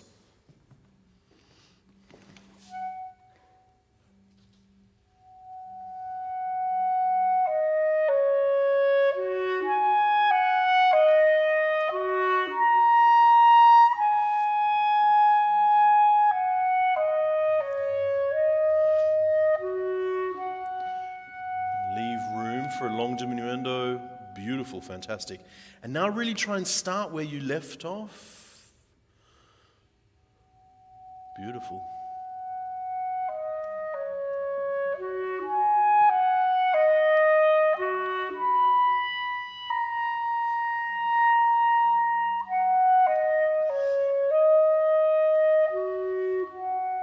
Okay. Beautiful. Now, I think the objective would be, if you can, at the moment, those low A's are almost the loudest in the phrase. And musically speaking, they're actually at the end of a release. Now, it's not something you're going to be able to do now, but I think if you can actually diminish the importance of those low notes, it's going to be easier for you to get that connection with a high line, with the line up the top. Okay? And I think just what you need to think about a little bit is that at 13 you have it at piano, and then those 6 bars later you have it at pianissimo. So I wouldn't necessarily play louder, but leave yourself enough space to diminuendo at the end of the first phrase that you can start on the same level and it's still markedly, in a way, an echo to what you had at the start. Okay? No, look, that's good, and I think the continuation is quite clear, but I think you've got the gist of what we try and do with the legato. Let's move on just for the sake of time now. So what else would you like to play? There was Tosca, and what else?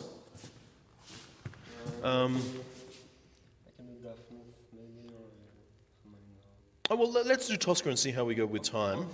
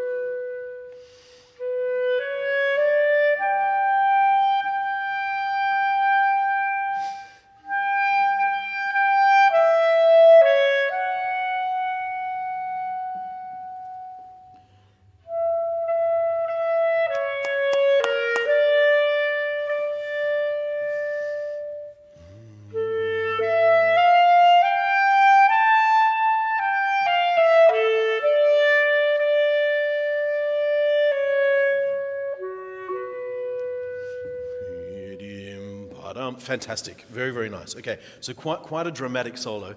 And this is quite interesting in the way that Puccini, what he's done here is, what was before in history treated as rubato, what in Baroque music would necessarily be a pause where we can ornament, Puccini wrote it out.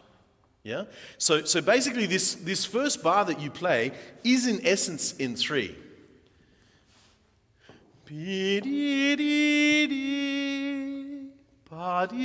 Okay, that he's written out. You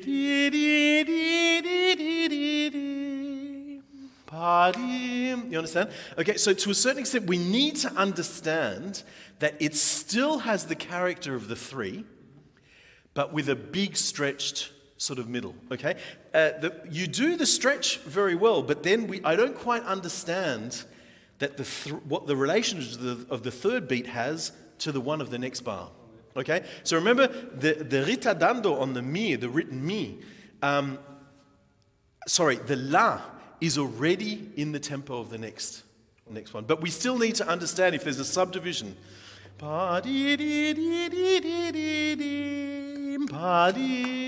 Yeah. Try it once again.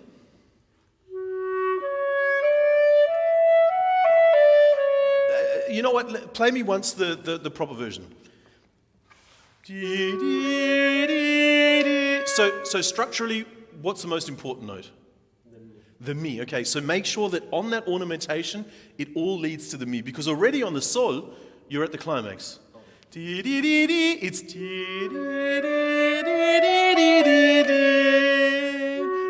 but wait, take your time.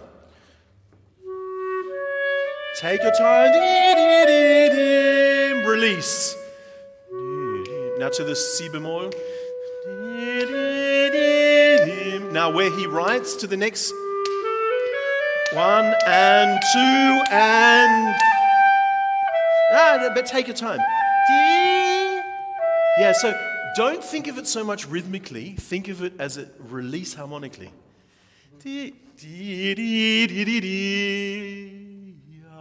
It's a resolution.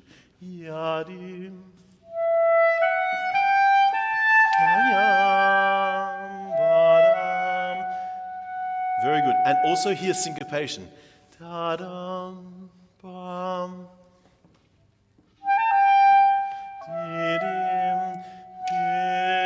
Yeah, take your time. Yeah, but again, is the sol the most important or the... Good, release. Now sequence.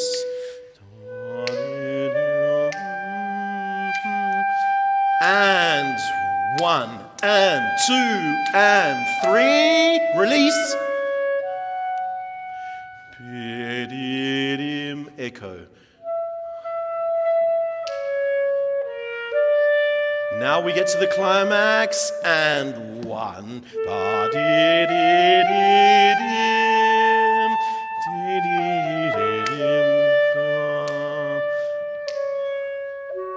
Very good. Show more of the, oh God, the names escape me, of the, not on the beat, but off the beat is syncopation. All the language is going on. Syncopation bar before 12. Try 2 bars before. Yum, pa. It's like a saraband. I know you don't do much Baroque music, but remember, so very often if we know how the dance works, it's so much easier for us to understand. A saraband is where you touch, the first beat is on the tip, and the second is on the heel. So of course, yum, pa, exactly. Yum, pa, yum.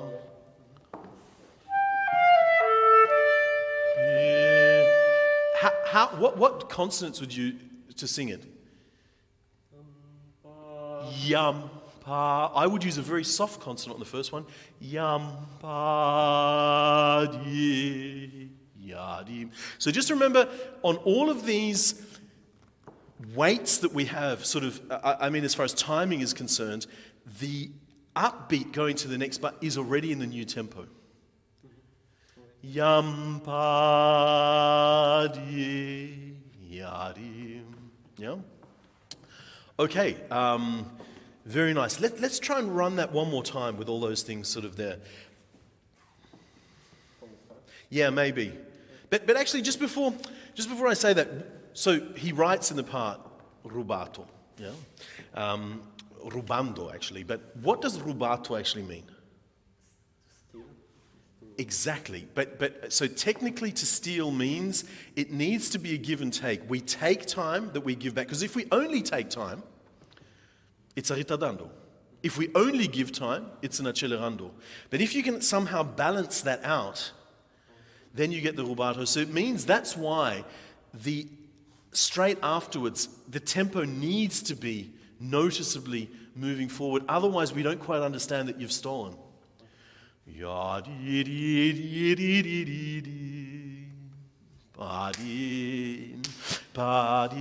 if it's like just the whole thing is slower. You understand? Okay.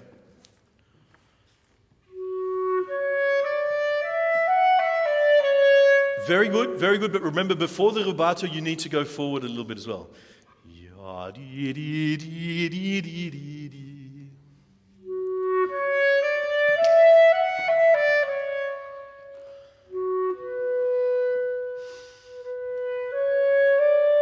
Release.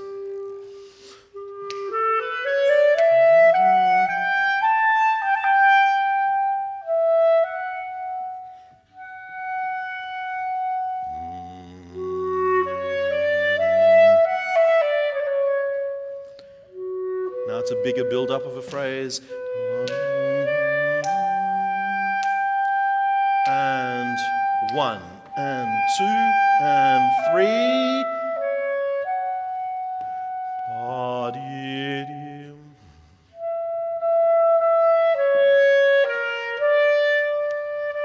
And the climax of the drama now.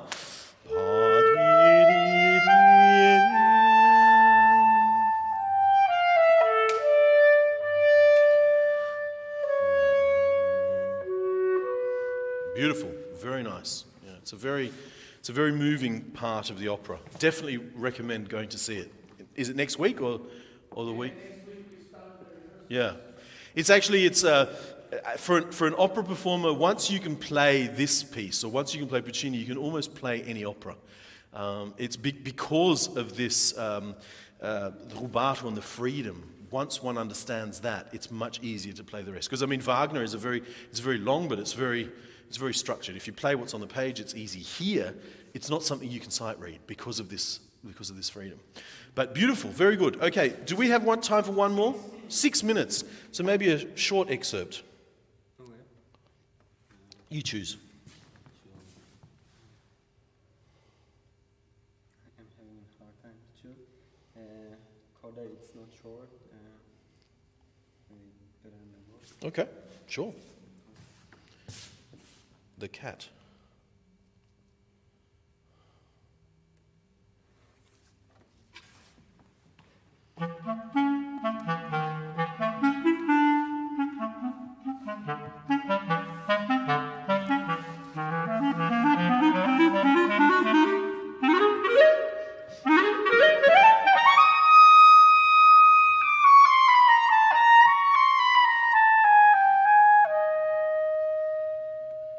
Okay, bravo. So very, very good. So this is very virtuosic, and I think for something to be virtuosic, it's really important that it sounds easy. Okay, and very often I think the way we can simplify something sounding easy, even though when it's technically difficult, is that the fast passages are progressive. Okay, so if you start a bit slower and you get faster, and you give people the impression that you're never actually reaching the limit, it sounds impressive. Now, the opposite to that is if we plateau. So if we reach a certain tempo and we can't progress any further, we realize that you've sort of hit a wall. Okay, so I think when you are trying to establish something like this and you do have this accelerando there, try and really make sure that it's progressive. So, it's like a rock going down a hill. Remember, the first turn gives the impetus to the second term, but it always needs to increase until you've actually got a change. So try and think about that. Also, just even at the beginning, if you start too fast, yum pum bim pum pum, yum pum bim pum pum pum, yum ta ta ti tam pa pa pa pa pa pa pa pa pa pa pa. You have to, if someone is chasing you, you sort of, it has that sort of a little bit as well. That's the story that we're trying to tell here. So try and incorporate that. It's just a little bit of the structure of the development of the rhythm.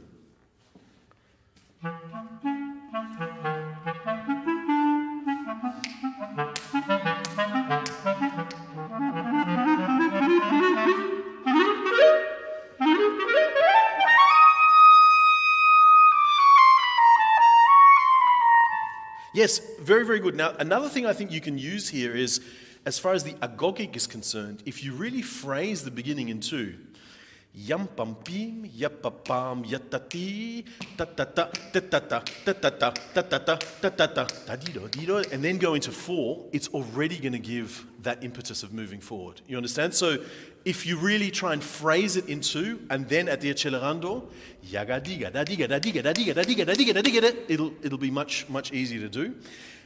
Articulation. If you were to speak it, what consonant would you use? Would you use ta ta ti? Bum bum bee, bum bum bum bum bum bum. I think it's something that needs to be less active here and more active here. Yeah, try it once. I hope this works for you. Try it once without the tongue. Really just try and use as much time. Okay, now don't minimize any tongue, just add a little bit. So we want, let's say, 85% here, 15 here. Yeah, I think it's more chauvevani. How do you, it's a little bit mischievous. Really try and, for me, articulation is a little bit like, the pinsel, what's that called? The brushes when we paint. Now, if I was to paint you, I could probably do it with one brush. But if I really want to get details and diversity, the more brushes I have, the more interesting it is. So really try and figure out, with the articulation, there's so much emotionally that you can say. Whether it's, he's written agitato here to a certain extent. So in that way, yeah, at some stage you might need to incorporate a little bit of te. But if it has this cat's sort of agility and something like that, I think, really try and figure out how much you can bring out in the use of the articulation. And just be careful at the a tempo. It's really quite important. If I'm not mistaken, the snare drum plays with you on the main beat. So it's really important that those short notes, is very much before the beat, so that the eighth note is on the beat. Can you just try that one at 2, 3, 6?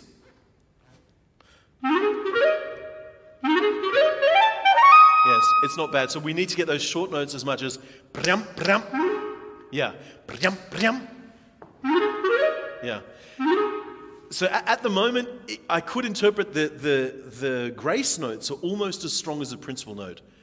Bram, bram. I hear yagadada, yagadada. Yeah, and more weight on it. Imagine you're being accompanied by yum bum.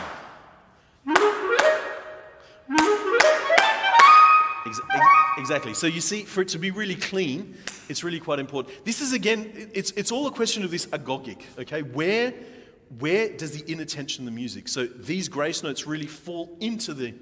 Well, it's not really an accent, but it's a very punctual short note that matches like hitting a drumstick. Great, bravo, but really good. So good luck for your audition. Is it internal audition like for the school? No, like he finished the school, so It's like a graduation. first year. Oh, okay. Well, I have first time. year. Fantastic. Well done. Okay, so last one. Familiar face. She's sitting behind me all week. Ken. Oh. Okay, this is all sideways, but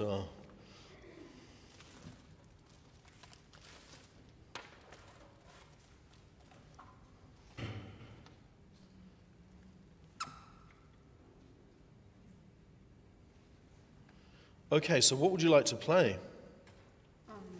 I choose. Yeah? Or what's the selection? I just have the list here. Okay. The list. Well, Bolero's nice, Tchaikovsky. Yeah, what would you like to play? Yeah, Tchaikovsky maybe. Yeah, Tchaikovsky 4? Yeah. Okay.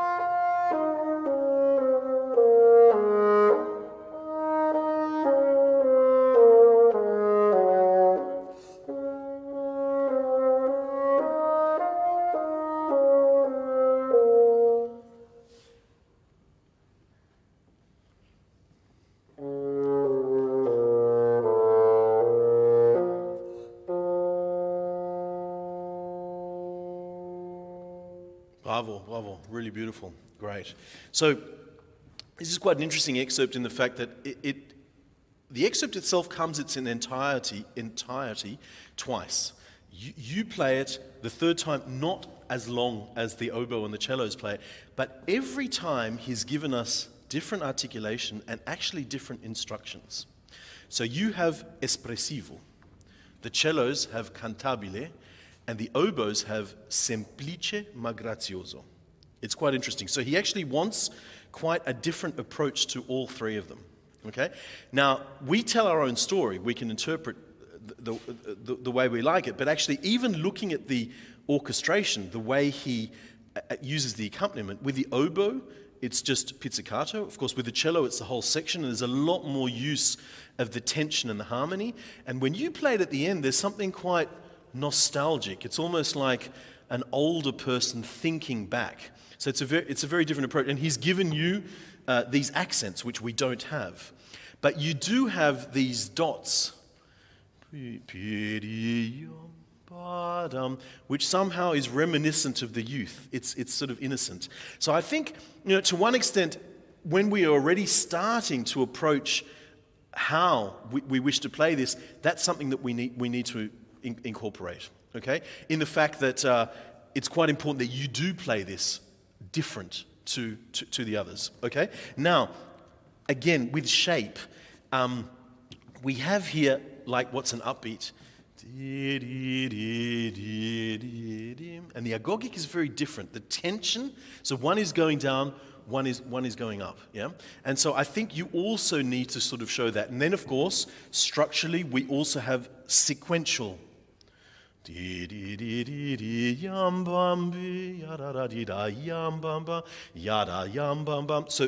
to a certain extent, you also need to show that. So I think when we start to try and put this together, these are the certain building blocks that you need to look at and try and combine them in a certain way. Now, having said that, especially with the espressivo, how do you wish to connect that? Each part. Yeah, so this sequence. So a sequence is basically, it's a phrase in a certain way it's sequential. It either goes up or it goes down, but they're of course related.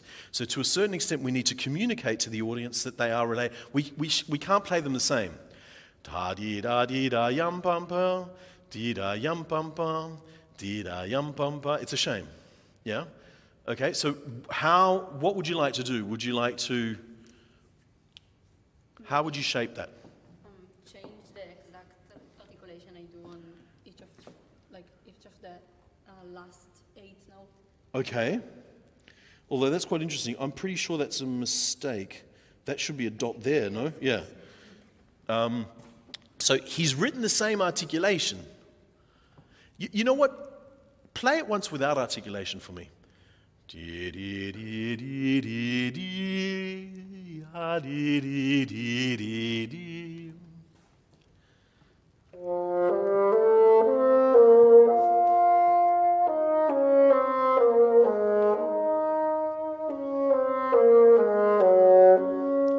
Okay, so I have a feeling a little bit on that last one. You want to be a little bit more defensive. Is that the case? Yeah, I quite like that as well.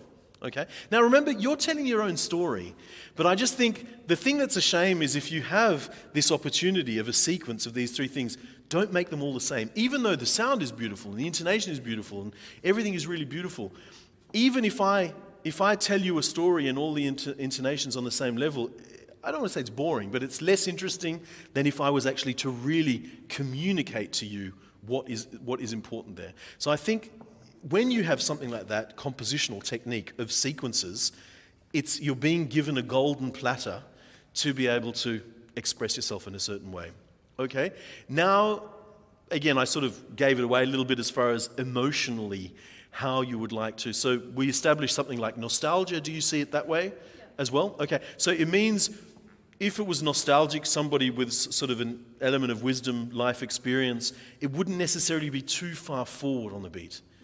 Tiada.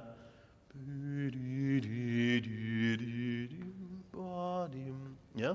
Already, just by the placement of where, it's not necessarily a change in the metronome or anything like that, it's really a question of the agogic. Where the tension is, we can sort of establish that. So it's basically, what you're playing is very good, but it's on the page. And I think you're at such a high level, what we want to try and do is go beyond the page. What is it beyond the page that is going to make this special communicate in a way that people, not in an audition, think, yes, she's good, we'll take her. It's sort of more like, we can't not take her. It's sort of, really appeal to them in a certain way. Okay, so let's try it one more time, thinking about all those sorts of things. Let's try it again.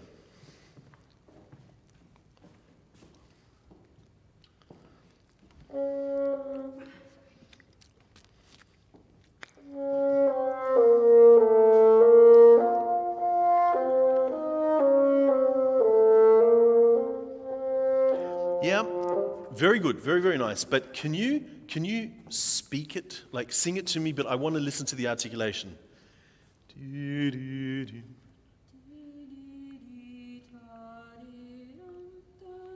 Yeah, it's this M that I don't hear when you play.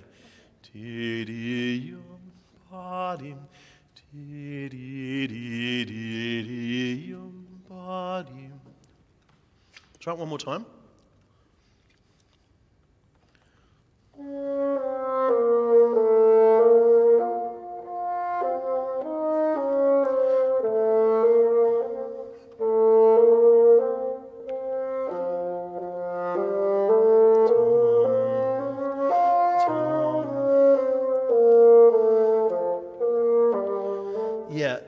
be careful. Do you really want that in such two different gestures?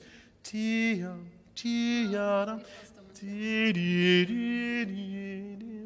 Really try and simplify the gestures. I find this to be a very, he writes for the oboe simplice. You don't have that, but the character is quite similar. So simplice, the less gestures you have, the more simplice you sort of have it. Now, that's really good. That's really nice. But do you actually feel the same tension?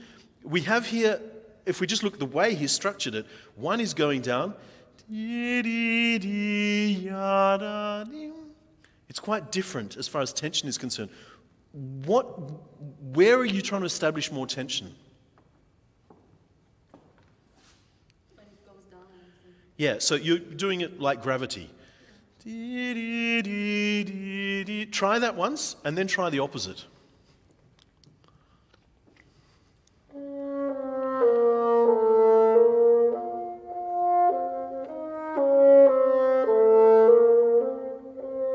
Yeah, that's already much better. Interestingly enough, not only that, but the articulation is better somehow. The position is better. Now let's try the opposite. So what I want you to do, go against the graph. So tension going down. So on all of these downward movements, try and keep a bit of tension, and going up, release the tension. Now the reason why I'm trying to say that is because we have that dot each time. A release of tension is going to help you communicate that dot a little bit more. Now, I'm not saying it's better than the other one, but I'm saying if you do both, you'll realize what sits easier for you.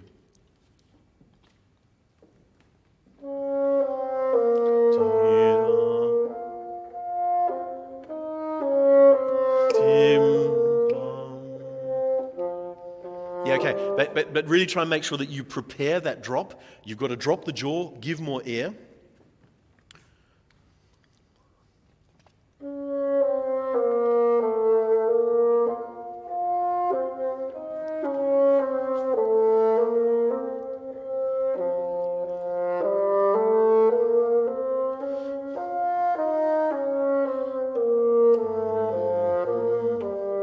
Change of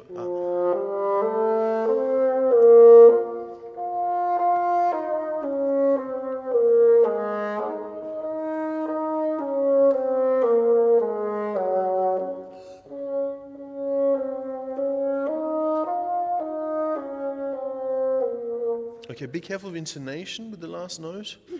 Just try and tune that. Exactly, not too sharp. Yeah, because we have a dominant tonic chord there. Fa, si. Yeah, okay, so it actually needs to sit on zero.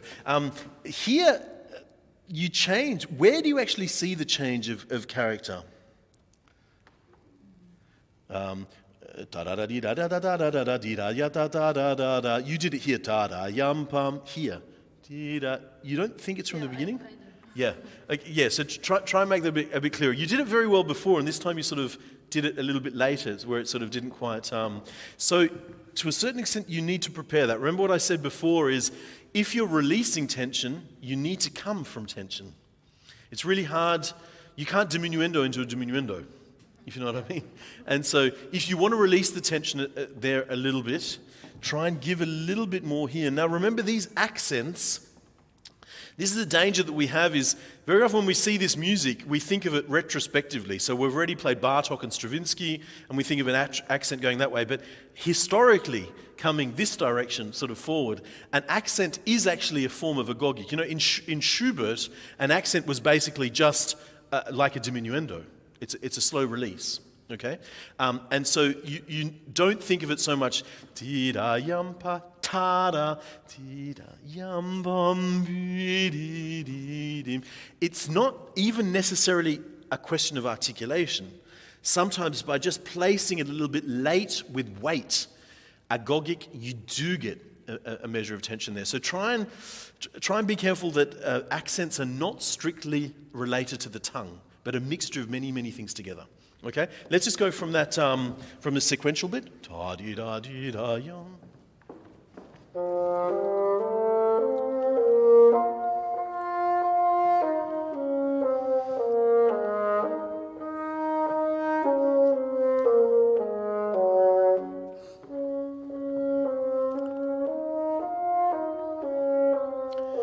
Yeah. I mean, you're actually doing quite well. I have no objection to you breathing there, but I think musically it'd probably be better here.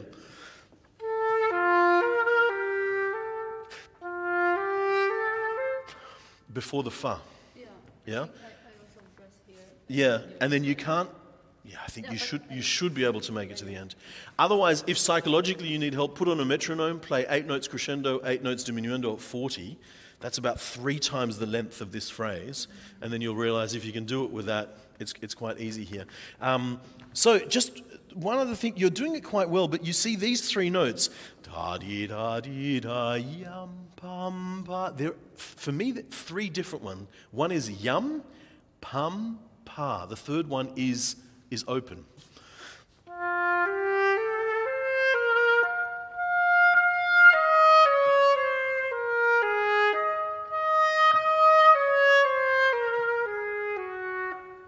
Oh, it's a bit dry. If you wanted that, okay, show some sort of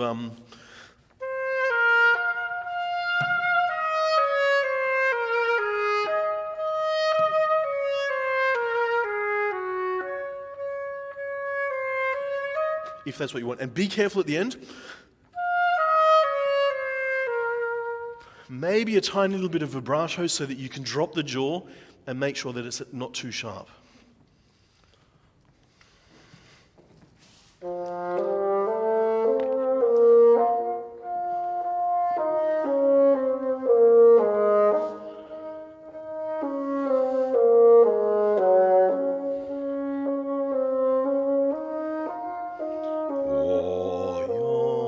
Yeah, not too loud because it's the end.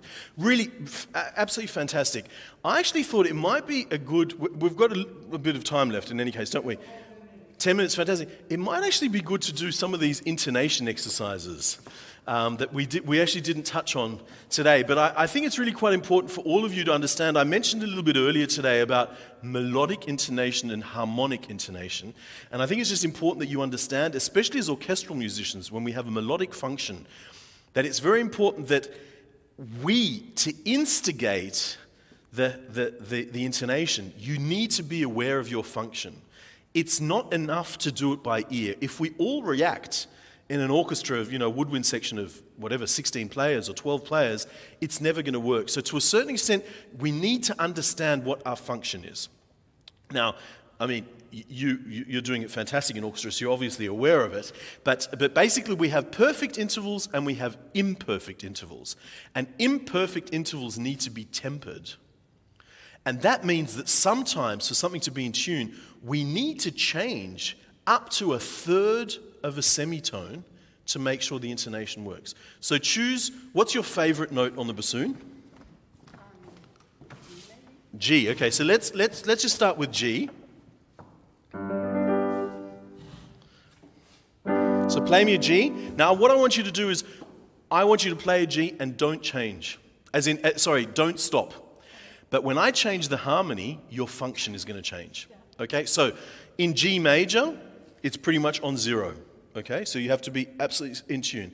Now if I change to E flat major, you become the major third, which means you need to go down 14 cents. Now, if any of you look on the metronome, you'll see up the top you have sort of cents. 14 cents is a lot. It's more than you think. Okay? Now, if the harmony changes, you're still on a G. In the orchestra, if the harmony changes to E minor, you become the minor third, which means from the 0, you have to go up 16 cents. Now, from the E flat major, that's 30 cents. That's a third of a semitone. That's an awful lot to change. Now, of course, if you're unaware of that, it just can't work in the orchestra. And then towards the end, if then I change again to C major, where you have the 5th, you're back to 0. Okay, so you need that level of flexibility with harmonic responsibility. So let's play the G.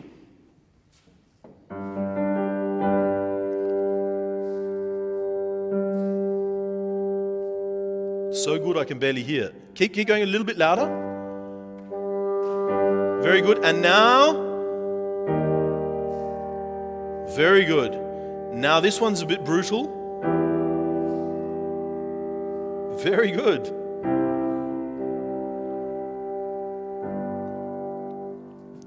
Fantastic. Very good. Okay, so for example, you know,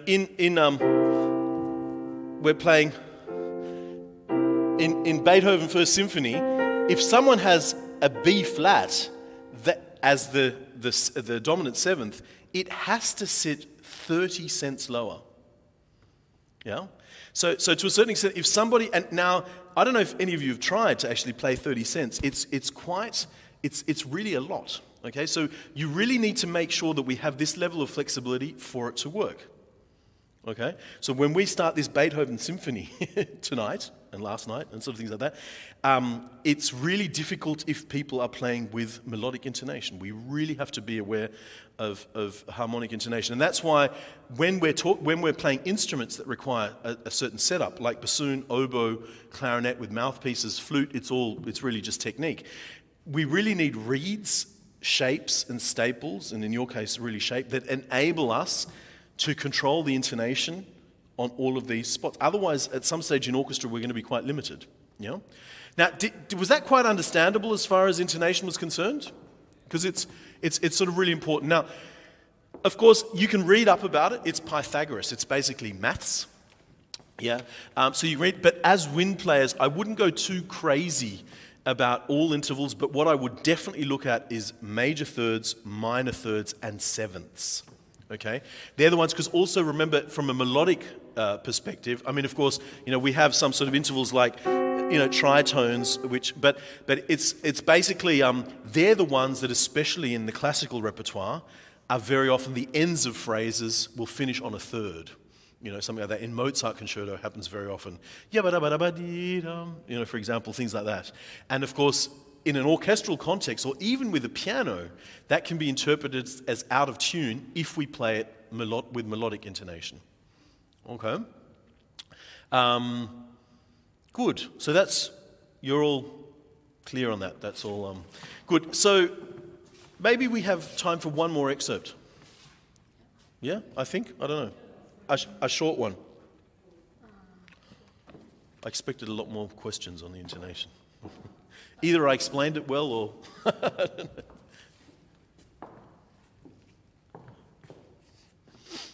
Figaro, maybe? Oh, Figaro, yeah, sure.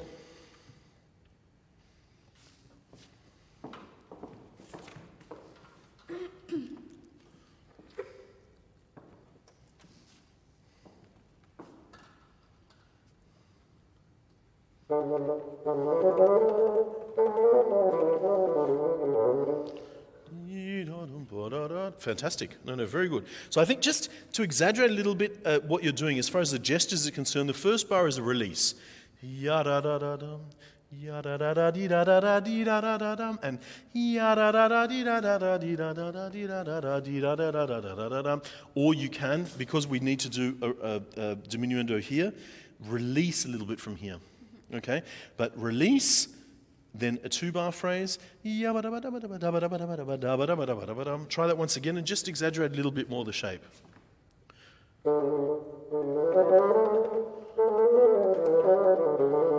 Fantastic, very, very good. Yeah, just in the second bar, it's more a gesture than a crescendo.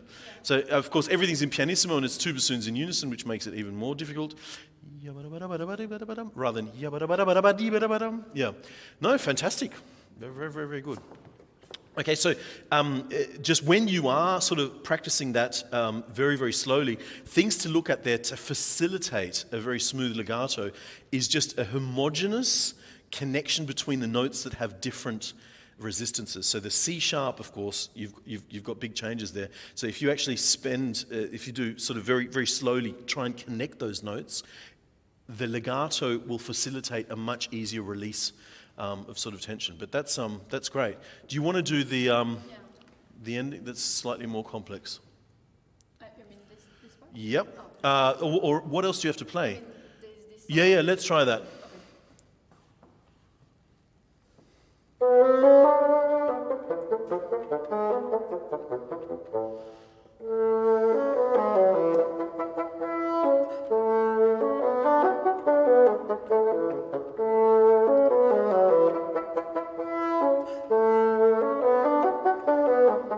Fantastic. So the shaping is very good. The growth to the Schwerpunkt is very good. The release can be a little bit better. Yum pum pum pum pi pi ya. Then we don't understand its resolution. And of course, macro-wise, it's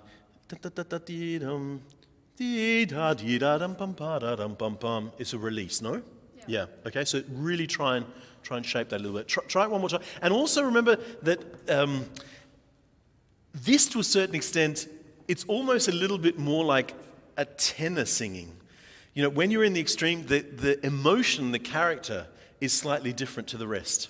So you remember when we spoke about the different emotions that we have before between the risoluto and the cantabile or dolce, and then we have the scherzo and we have the misterioso. What would you label each of these? Is almost dolce.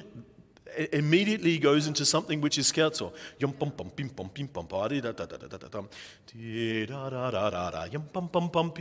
What would that be? I mean, that can be... It can be kind of dolce, but more cantabile. Yeah, and it can also be quite assertive. It can be also scherzo.